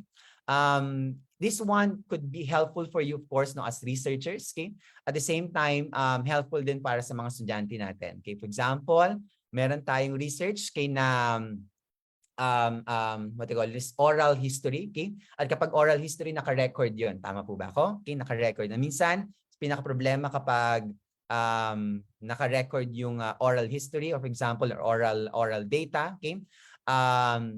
Yung transcription, yung nagiging problema natin kapag pag nag-i-interview tayo, okay? So what you can do here is you can actually make use ng tinatawag na tools ni Google Docs, okay? So punta lang kayo sa tools, meron ditong tinatawag na voice typing.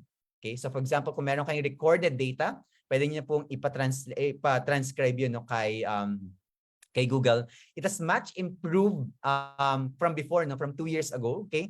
Much improved ang voice typing capacity ni Google Docs, no? Okay, dati kasi pag maingay yung surrounding, nahihirapan siyang mag-transcribe. Okay, pero ngayon, kahit medyo maingay, okay, basta audible naman yung speaking voice, mako-convert niyan. Plus, it converts, it allows code switching. So kung nagko-code switching ka, for example, from Filipino to English, English to Filipino, nakukuha pa rin yun ni Google Document. Okay? So for example, pag clinic ko yan, pwede kang pumili kung anong language yung ipa-prioritize niya, okay?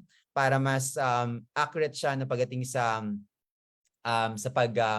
pag-transcribe. For example, Filipino.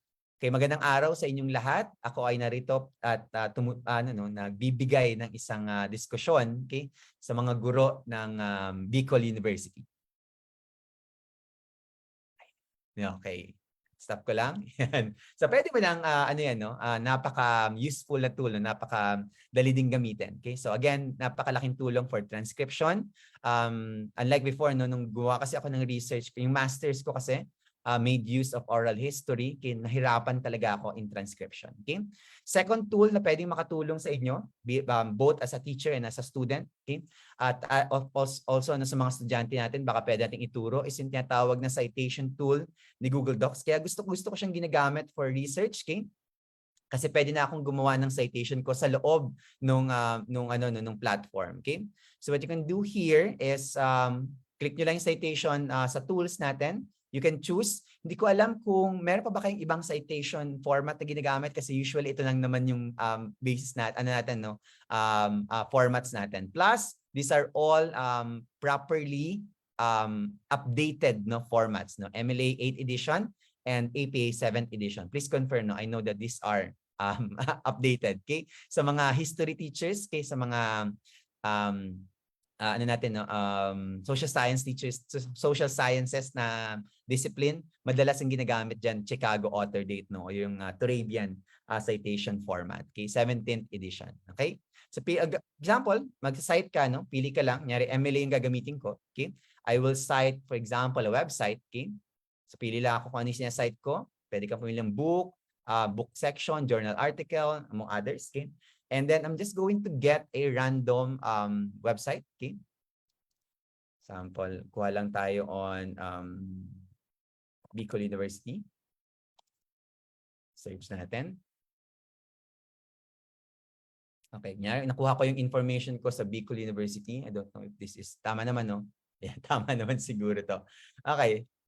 So ano ko lang yan, include ko dito, okay? Once I search for it, okay, hanapin niyo yung mga details about the website. Kapag okay ka na dyan, pwede ka mag-manual citation. Meron ng option doon. Pero kung okay ka naman sa data na nakuha ni Google, pwede mo na i-click continue. You can put other details. For example, lagay ko na lang yung pangalan ko, okay, for sample purposes. Okay. Doon, okay. I can, okay, education program. Yari yung title nung okay, you can put like other details like publisher among others, hindi naman yan totally required lahat, okay? Pero kung meron kang data, of course, kapag nag-cite naman tayo, the more data that you have, the better, okay? So kapag okay ka na, create citation. So ito na ngayon yung citation. What's good about this is that hindi yan nawawala. Okay, so nandyan lang yan, okay? So whenever you need it, okay, you can easily cite that, Kapag gusto mo mag-in-text citation, footnote citation, among others, you can easily make use of that, okay? So for example, gusto kong mag-in-text citation yan, click ko lang dito, tapos cite ko lang to, ayun. Okay. Of course, wala ako kasing year na nilagay, hindi pumasok. Pero yan, pumapasok naman yung add-on doon. Okay? Now, once you're done, okay, so lahat niyan, isa sa mga benefits talaga niyan is that hindi mo makakalimutan yung mga citations mo, hindi siya mawawala. All will be included for your bibliographic citations. So pag ready ka na, that tapos na yung work mo, no, you can actually insert it as a bibliographic citation. You can click insert work cited. So it now comes in as bibliographic citation sa dulo. Okay, so lahat din yan. At properly arranged na rin based on alphabetical order, among others. Okay? So that's the beauty, no, of Google Docs, no, okay, when it comes to citation. Okay? Another thing that you might want to explore both as a researcher, as a student, and as a teacher, okay, is yung tinatawag, I know na mas ginagamit natin to, pero gusto ko lang ulit i-remind, baka lang meron pang hindi nakakagamit or nakaka-explore ng Google Scholar. Okay? Kanina yung first speaker actually presented, no, different databases, okay, sources of information or papers. Okay? Then you might, definitely those are great sources. Okay? Pero pwede ka rin dito mag-search sa sa Google Scholar natin. Okay? So for example, if you're looking for, let's say, 21st century. Okay? Now, two things na advantageous na yung paggamit ng Google Scholar. Number one, you can actually save yung tinatawag nating yung mga articles mo. Para pag nag-search ka na hindi nakakalat kung saan-saan yung mga articles na kino-curate mo, no? You can easily put it here, at pag sinave mo na siya, no, you can actually group them into labels. Okay? Pwede ka magkaroon ng organizational grouping ng mga articles mo para you can easily access them anytime you want them at hindi siya magkakahiwalay, no, kung saan saang mga storage or lugar. Okay? Second one is that meron na rin siyang what they call this, automatic citation. So pwede mo na rin i-cite kagad, no, yung entire article if you're using the entire article for your research papers or sa mga estudyante natin kung gagamitin nila ito sa kanilang mga essays or research papers as well. Okay? So again, no, yung citation kasi is one very important key skill, no, sa pagbe-verify, pagbe-validate, no, ng mga information, okay, that our students, no, of course, as also professional and graduate students, okay, need to constantly practice. Okay? So yun lang po, no, ang covers, no. So again, medyo hindi naman sobrang haba ng time natin, but I hope na ano po tayo, mayroon tayong nakuha kahit paano, and I hope that you're able to to get something that can help you as a teacher, as a researcher, or as a writer, no, okay, and of course as a student. And of course, sana ma-impart din natin sa ating mga estudyante itong mga skills, no, or tools from Google for Education. Okay? I think in time lang naman ako, Sir Jesse, no? Okay? Hindi naman ako nag-overtime. So, yan, maraming salamat, no. Hindi naman po. Thank you po. Yes. Yan, maraming salamat, Miss Janine, no. Explore natin, okay? Ano yan, madalian na lang. Medyo mahirap isa nakakalito, pero you can definitely take some time, no, to explore. Yan, maraming salamat po. Yes. Appreciate that, Miss Judith. Okay? Sana talagang makatulong po, no? Yan. And we're now ready for some questions if you have. Okay, baka meron po kayong gusto pang malaman, itanong, bukod po sa love life, no? Okay, sir. Okay, for the questions po, marami na po tayo ditong questions so far. Ayan, meron na. Okay. Yes. Okay, so the first question, galing po sa ating head organizer, Ma'am Cristel. How do you become a Google certified educator or dito coach? Okay po. What's the processes involved? Maraming salamat po, Miss Cristel. No, I'm glad that you're interested. Okay?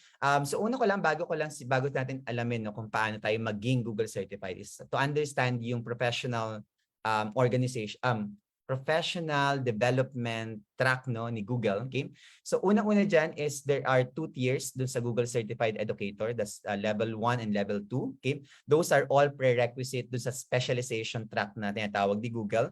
Yung specialization track is 3 tracks po yun. Google Certified Coach, Google Certified Innovator, and Google Certified Trainer. Okay? So lahat yun possible, okay? Pero lahat yun requires that you become first a Google Certified Educator level 1 and level 2. Okay? So kung that means, no, before we even think about being a coach, a trainer, or an innovator, we have to become a Google Certified Educator. Now, the only way to Ang gagawin lang po natin dyan is pumunta lang po tayo sa Teacher Center, okay? Google Teacher Center, okay? Pakita ko na lang po, no? Okay? Doon sa Google Teacher Center po natin, nandun na yung mga steps on how to become one, okay? Nandun po yung examination. So yes, you have to take an examination. That's a 3-hour, 35-question examination. Punta lang po ako sa Google Teacher Center, sorry. Okay. So ito po yung tinatawag natin na Google Teacher Center. So Miss Cristel, dito lang po tayo pupunta. Okay. And explore po natin dito yung courses. Ayan, meron kang begin training courses. Okay. Meron kang certifications dito. Okay. That if you want to do certifications. Okay. Although right now, until today, no, okay, may bayad pa rin po ang ating certifications. Okay. Ayan. Get my yes, congratulations Miss Janine. Okay? Meron pala akong ano dito, isang trainee from before, no? Okay, sa Google certified Google Educator training natin. Ibabalik po natin 'yan Miss Janine, no, para mas madami pa ulit tayong mas certify. Okay, so baka si Miss Cristel is interested, okay? Pag nag-open po tayo ng Google Certified Educator course, okay? And free po 'yan by the way, no? Okay? Lahat po ng services namin are for free. Okay. Alam ni Miss Janine yan. No? Unless may sumingil sa'yo, Miss Janine, sana walang sumingil sa'yo. Ano? Okay. Meron pa po, sir, tanong dito. Yes po. Can Google Earth be used for virtual field trip activities? Ay, for virtual field trip, yes. Pero ang problem lang ni Google Earth is that it only allows for street view. Okay? So hanggang street lang po tayo. So kung yun po yung purpose natin, just to see the street view, okay lang po yun. Plus, given the limitation, kasi kung ano po, no, kung familiar kayo, kasi medyo naging popular na rin siya sa TikTok, no, tsaka sa Facebook Reels, yung kasing Google Cars na nag-scan no, ng street view, okay, can only access those with like really accessible roads, okay? So kung yung mga places na gusto nyong puntahan do not have like accessible roads, okay? Mahirap pong mag-street view doon, okay? So ibig sabihin top view lang or 3D view lang yung makikita nyo, okay? But yes, now if you really want like a full like entrance to like buildings, okay? Ang dapat pong gamit natin is the Google Arts and Culture. Kasi si Google Arts and Culture, yung may tour, virtual tour sa loob ng museum.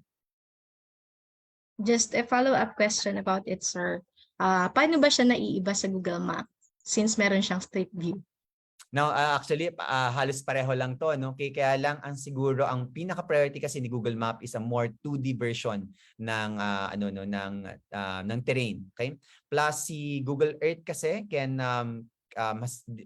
like different functions, okay? Pero parehas lang silang may street view, mas mas naka 3D lang si Google Earth, no? Okay? Plus sabi ko nga kanina, no, si Google Earth kasi meron siyang activities, no? Okay, so talaga siyang mas designed siya for educators, okay, for those who would like to use geographical knowledge, no, okay, in teaching things to students. Plus, you can actually also create your own virtual tours sa loob ng Google Earth. Thank you, sir. So I think clear na po yung sagot ni sir doon sa tanong na yon. Meron pa pong isang tanong dito. If you share file or files with expiration, what happens if the receiver downloads it and change the file name? Will it still be accessed after the set expiration? Yes po, kasi na-download na niya. Okay? Kasi nangyari na po doon is that once na-download na, it's no longer being able to being monitored, no, by Google kasi napunta na yun sa device nung user, okay?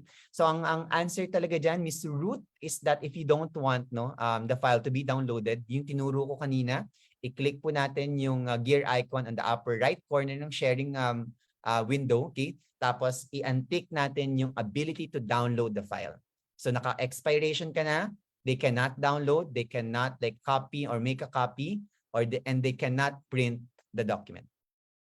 Yes, so we must consider the security of our documents before clicking. Another question po, sir, from the chat box. Does Google also have AI-powered app? Meron na ngayon, no? Hindi pala ako sobrang nag-explore, pero dahil kasi lumabas yung ChatGPT, no? Okay? Naglalabas na rin, okay? It's about, I know it's on development already. Nakalimutan ko lang yung name, okay? Pero meron na rin silang name for it. But yes, no? And why is that? It's because even Google recognizes, okay, that AI, no, okay, is now going to be here, okay? So tayo pong mga educators, okay, tayo pong mga researchers, no, students, okay? We have now also no to start not embracing siguro, no, okay? And also capacitating ourselves on using AI, no. Si ChatGPT lagi ko pong kausap. Okay? Kapag meron akong mga questions, okay, or nabobore ako, kinakausap ko lang si ChatGPT. So yes, meron na rin po.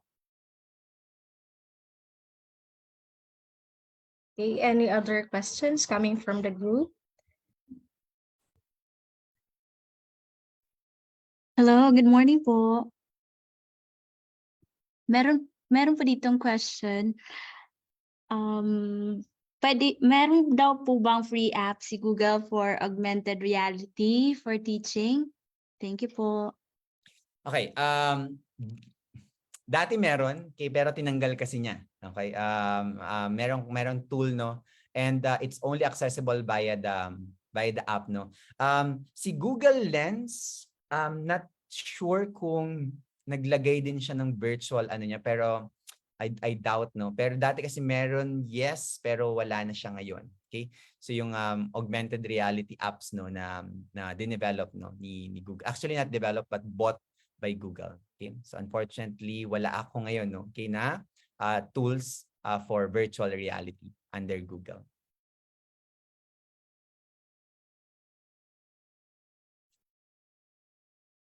Pa po bang questions? Actually, it was a very comprehensive discussion, sir. So, sulit na sulit yung time, walang gaps, well explained yung tools. So, this is actually the first time na marinig ko yung ibang features ni Google.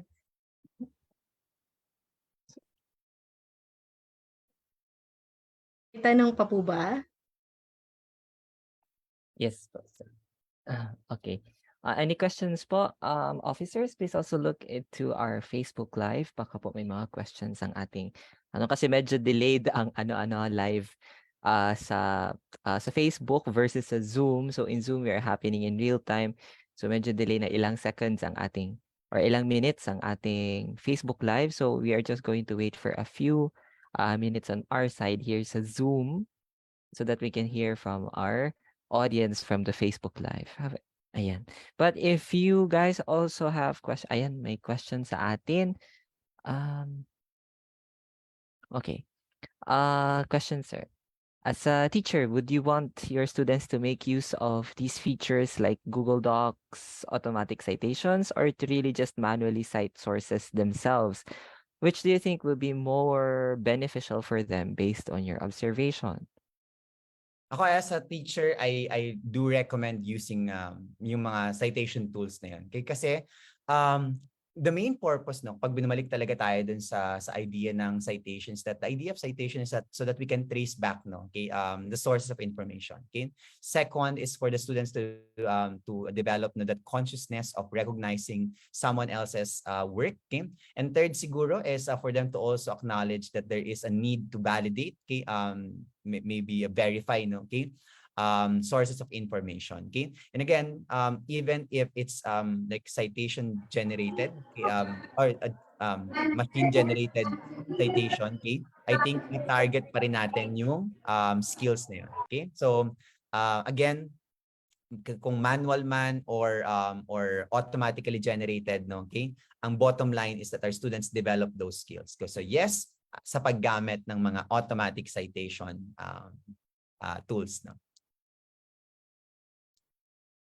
Okay, thank you, sir, for that wonderful response. Ayan. So dapat talaga, we are maximizing the capacity of the tools available to us sa ICT especially. Kasi sir, ang mentality ngayon is that when we rely too much on automation, parang nadidegrade daw ang skills ng mga bata. So, sir, ang opinion mo regarding ang sagot dyan is that when you do automation, okay, it means it replaces something that can be replaced. Tama ba? Kasi may possibility for automation. Okay? So what you do now as an educator, no, as a teacher, is that since you are not able to automate something, then you replace that time, no, okay, that you are able to save to give something new, okay, or introduce a new skill or further develop other skills, no, okay, kasi meron ka ng extra time. So yung automation, generating things no automatically should not be like an enemy of the teachers. It's actually or ng mga educators natin. Okay, instead this is an opportunity to leverage no, okay, more skills no that our students can actually acquire or develop no in our school. Thank you, sir. Yes, I share the same opinion, really. Yeah, I If agree the with that tool is too. available, di ba? Tama yun, Ma'am Debs, na parang Yes, if mag-iisip available ka siya, pa rin go. naman halimbawa yung AI, yung Yes. ChatGPT. Mag-iisip ka pa rin kung ano ba yung magiging exact question mo para sa kanya para makuha mo yung information na kailangan. So we still allow thinking and critical thinking to be exact for the students. Yes.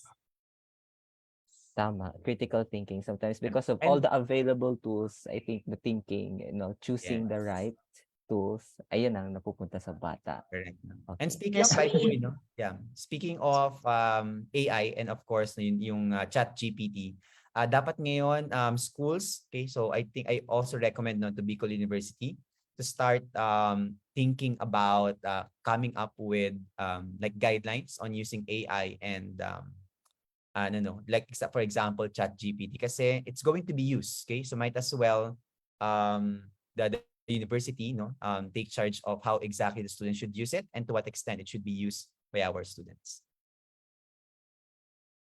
Okay, so thank you so much. Yes, indeed, we need to be able to adapt to the trends, to the changes of technology, especially that technology is really accelerating in a very fast pace. Now, if we are stuck when it comes to red tapes or sa policy making natin, talagang mauunahan tayo ng technology. So, ayun. So any more questions po ba sa ating I have a audience? follow-up question, Sir Jess. Sige po. Go, Ma'am With Debs. regard to that, how can we detect whether a certain body of knowledge is taken from ChatGPT? Ngayon po teach no meron ng mga AI detectors, okay, so search niyo lang yan actually sa Google search, okay, so marami rin tayong mga yan for example no, GPT-0, okay, hindi pa rin na-explore masyado lahat, okay, pero definitely meron ng mga nade-develop na counter technology to ChatGPT. And in relation to that siguro no, sagutin ko na rin yung tanong ni Miss Mary Jane in relation to ChatGPT. Paano po magamit for proper use of ChatGPT lalo na po for students namin, okay? Isa sa mga activities na ginagawa for using ChatGPT is that, for example, bago magsulat ng essay yung mga students, okay, they generate ideas and critique ideas, okay, using ChatGPT. So parang in a way no, you're going to test the merits, okay, and yung strength ng mga arguments mo using ChatGPT, no, kasi malawak at malaki yung database no ni ChatGPT, okay, so pwede mong gamitin yan for exercises, Teacher Mary Jane, okay, for exercising like generating ideas, okay, critiquing ideas among others, okay. Aside from that, pwede rin siyang for, again, source of information. Okay, so parallel lang siyang Google search, okay, on a different platform, okay.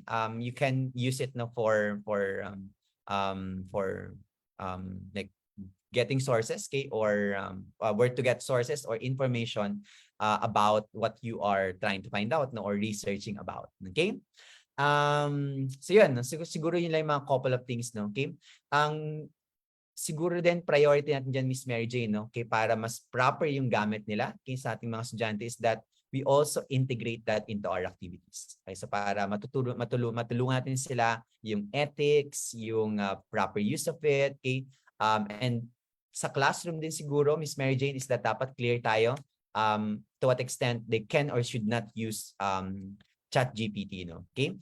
Meron akong isang kilalang professor no sa Ateneo de Manila University. Ang ginawa niya is that kapag meron siyang assessment, okay, kasama dun sa instruction ng kanyang assessment that students have to cite how much AI was used no to generate no or to impact yung assessment. So parang merong full disclosure sa mga estudyante niya. Okay? Parang in a way na pwedeng i-practice din yan.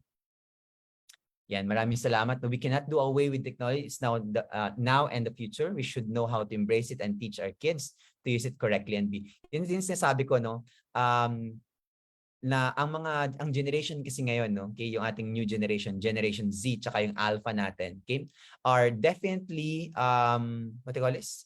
They are digital natives, okay? Pero lagi kong sinasabi sa mga educators, they are digital natives, but they are not necessarily digital citizens. So they know technology, but it's not always the case that they know how to use technology properly. So doon pumapasok ngayon, no, yung mga teachers natin, yung mga educators natin. That's our new role as well, no? Okay, to coach our students know how to use technology the proper and the better way. Yes, thank you, sir. Actually, I've written an article about it also na in the future as we go with AI, like many professions or many things that we actually do now can actually be replaced by AI. So you actually need to arm yourselves with the necessary skills to be able to be more than capable sa AI.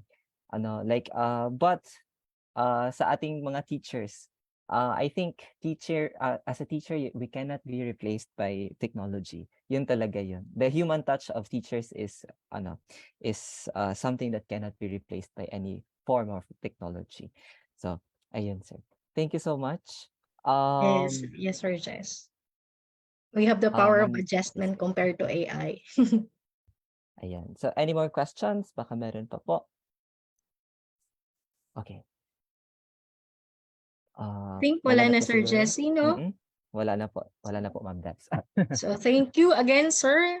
Thank you, Sir Franco, for teaching us to be technologically wise, to be more efficient in communicating, collaborating, creating, and have critical thinking. You have provided us useful options as you discuss the different features of Google. At this point, allow me to award the certificate to our resource speaker. May I request Sir Jesse to please flash the certificate. Citation reads, Republic of the Philippines, Bicol University Extension Management Division, Open University Daraga Albay. Certificate of commendation is given to Franco Nicola P. Adon in grateful acknowledgement and sincere appreciation for the valuable service rendered as resource speaker for the session. Google Education during the webinar series entitled Webinar on Redesigning Leadership Educational Technology in an Outcome-Based and Inclusive Education, held on April 15, 2023 via Zoom or Facebook Live. Given this 15th day of April 2023, signed Dr. Roldan C. Cabiles, Program Advisor, Maeng Ed OU. Also, Dr. Melinda D. De Guzman, Program Advisor of MAAM and IDIDALM OU, and Dr. Jose Carlo B. Labapie from MPA, Program Advisor of MASOC TED OU. We have Sir Ramon T. De Leon of Extension Coordinator BUOU and Dr. Emily M. Agonus, Academic Program Coordinator of BUOU.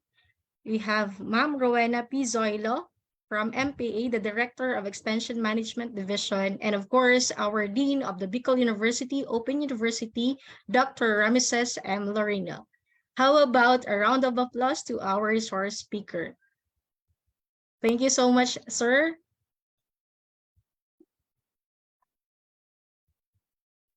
Thank you so much, Sir Franco, for the response. Ating dalawang speakers this morning were very responsive when it comes to our chat.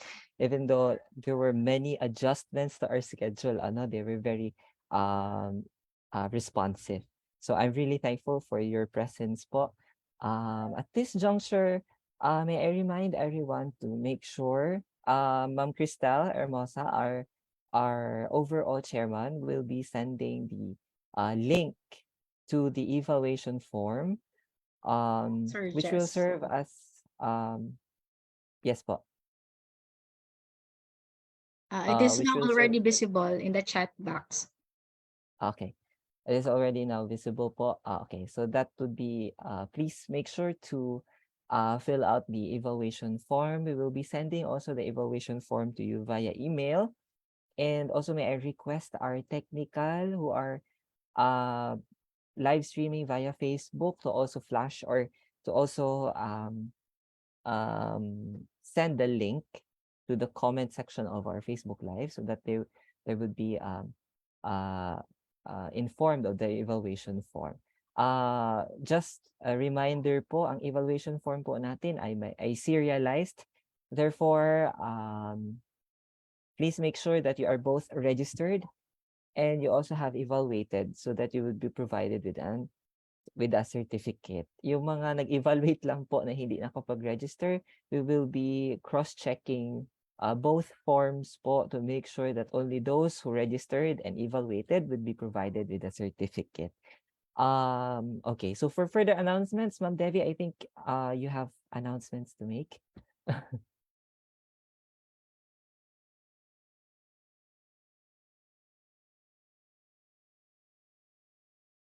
Hello, Ma'am Devi.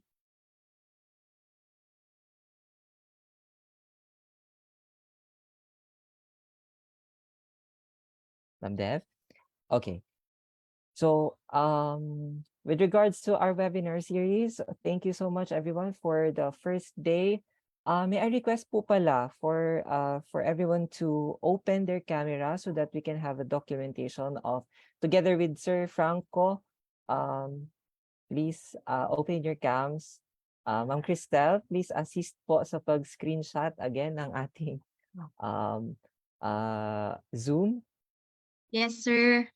Ayan, okay. Sir, we would like to invite everyone po to join the webinar also of the management group. Can we flash that, Sir Jess? Yes po. Pero it will be screenshot na muna tayo. Screenshot sige. na muna tayo, ma'am, ng ano. Ayan. Okay. 1, 2, 3, smile. Okay. Next page po. May next page pa, ma'am? Next page po. 1, 2, 3, smile.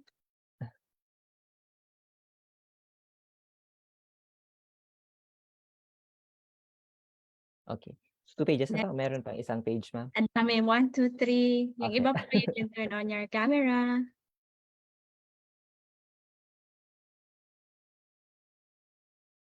And isa pa. 1, 2, 3. Last page. 1, 2, 3. Smile. Okay, thank you po. Thank you, everyone. So much. So again, we will Okay, be you have having the announcements. webinar by April 18.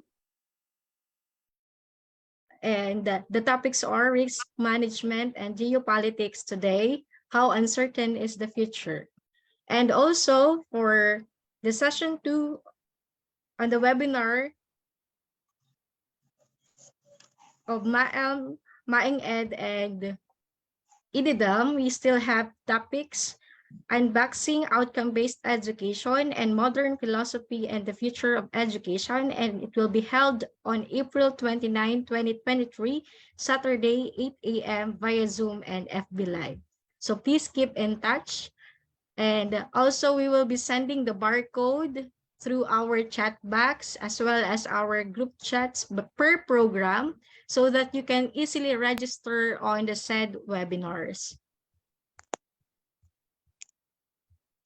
Are there further announcements coming from the organizers? Okay. So aside from this po, so we are anticipating again your participation in our second day, which will be held on April 29, 2023 with napakabigati ng ating guests, Dr. William Spady, the father of outcome-based education, which is also the same educational framework that we are using here in the Philippines, will be providing a talk on unboxing outcome-based education. According to his correspondence with the organizers, there will be some things that he would like to clarify on the the use of outcome-based education and the misconceptions. He will also clarify that, coming from the father of OBE himself. Also, the second speaker would be Professor Federico Jose Lagdameo, a faculty of the Philosophy Department of Ateneo de Naga University, talking on modern philosophy and the future of education. So we are looking forward to your participation. We will be posting the registration links next week. Just stay updated on the official Facebook page of Bicol University, Bicol University Open University, as well as the BU Extension Management Division Facebook page. Aside from this webinar po for the educational professionals, meron din po tayong webinar from the, you may be interested sa ating webinar provided also by the management group from the Masters of Local Government Management, Masters in Management, and the Masters in Public Administration. So kindly look forward to that as well. We are going to flash the QR code so you can already register if you are interested. This will be held in April 18, 2023. So their series would be from 18 up to, I guess, April 20. Tama ba? From April 18 to April 20. Okay.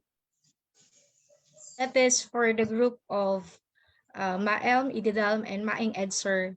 And the one that is requested to be plugged in was the webinar to be conducted by MLGM, and MPA. And that will be on April 18, 2023, just to add on that. So may we hear some or a few words coming from the primary mover, the leader of the group, Ma'am Cristel.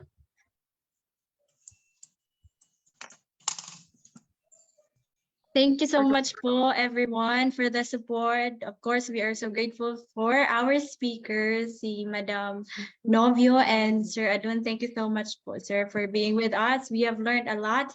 And to everyone, we are looking forward for your support and presence again on May 29, Saturday. Yun lamang po, and may we all have a great day ahead. Thank you, everyone. God bless po. Thank you po sa organizers, kina Sir Jets. Ma'am Devi, thank you po for hosting. Thank you po sa aming mga professors. Thank you, everyone.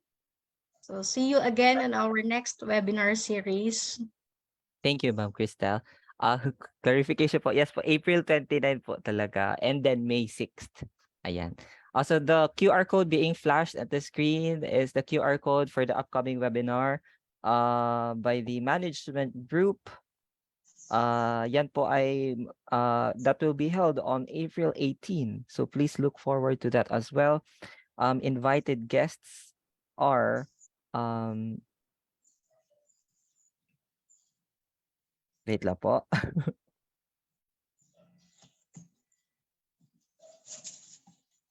Invited guests would be Mr. Denly Mirabueno, a Senior Vice President of Citibank Philippines for Risk Management, and Mr. Richard Heydarian, the global columnist and academic and policy advisor, who will talk on geopolitics today, how uncertain is the future. So we are all looking forward to your participation on the upcoming webinar on April 18, 19, 20, and on the continuation of our educational webinar for April 29, and then on May 6th. A reminder po ulit, before you leave, please do make sure that you have evaluated the webinar and make sure also that you have registered so that you will be provided with your certificates. Please provide us enough time so that we can input your names. So it may be provided next week or 2 weeks after this webinar po. Maraming salamat for joining, and God bless us all. Thank you po.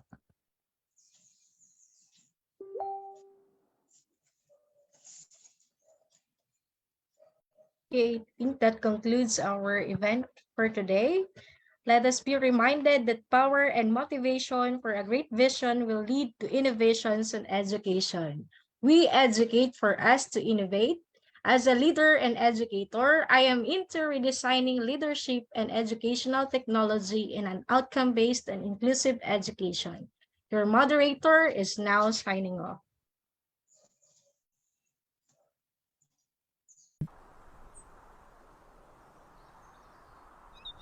This is the school we wish to see. To all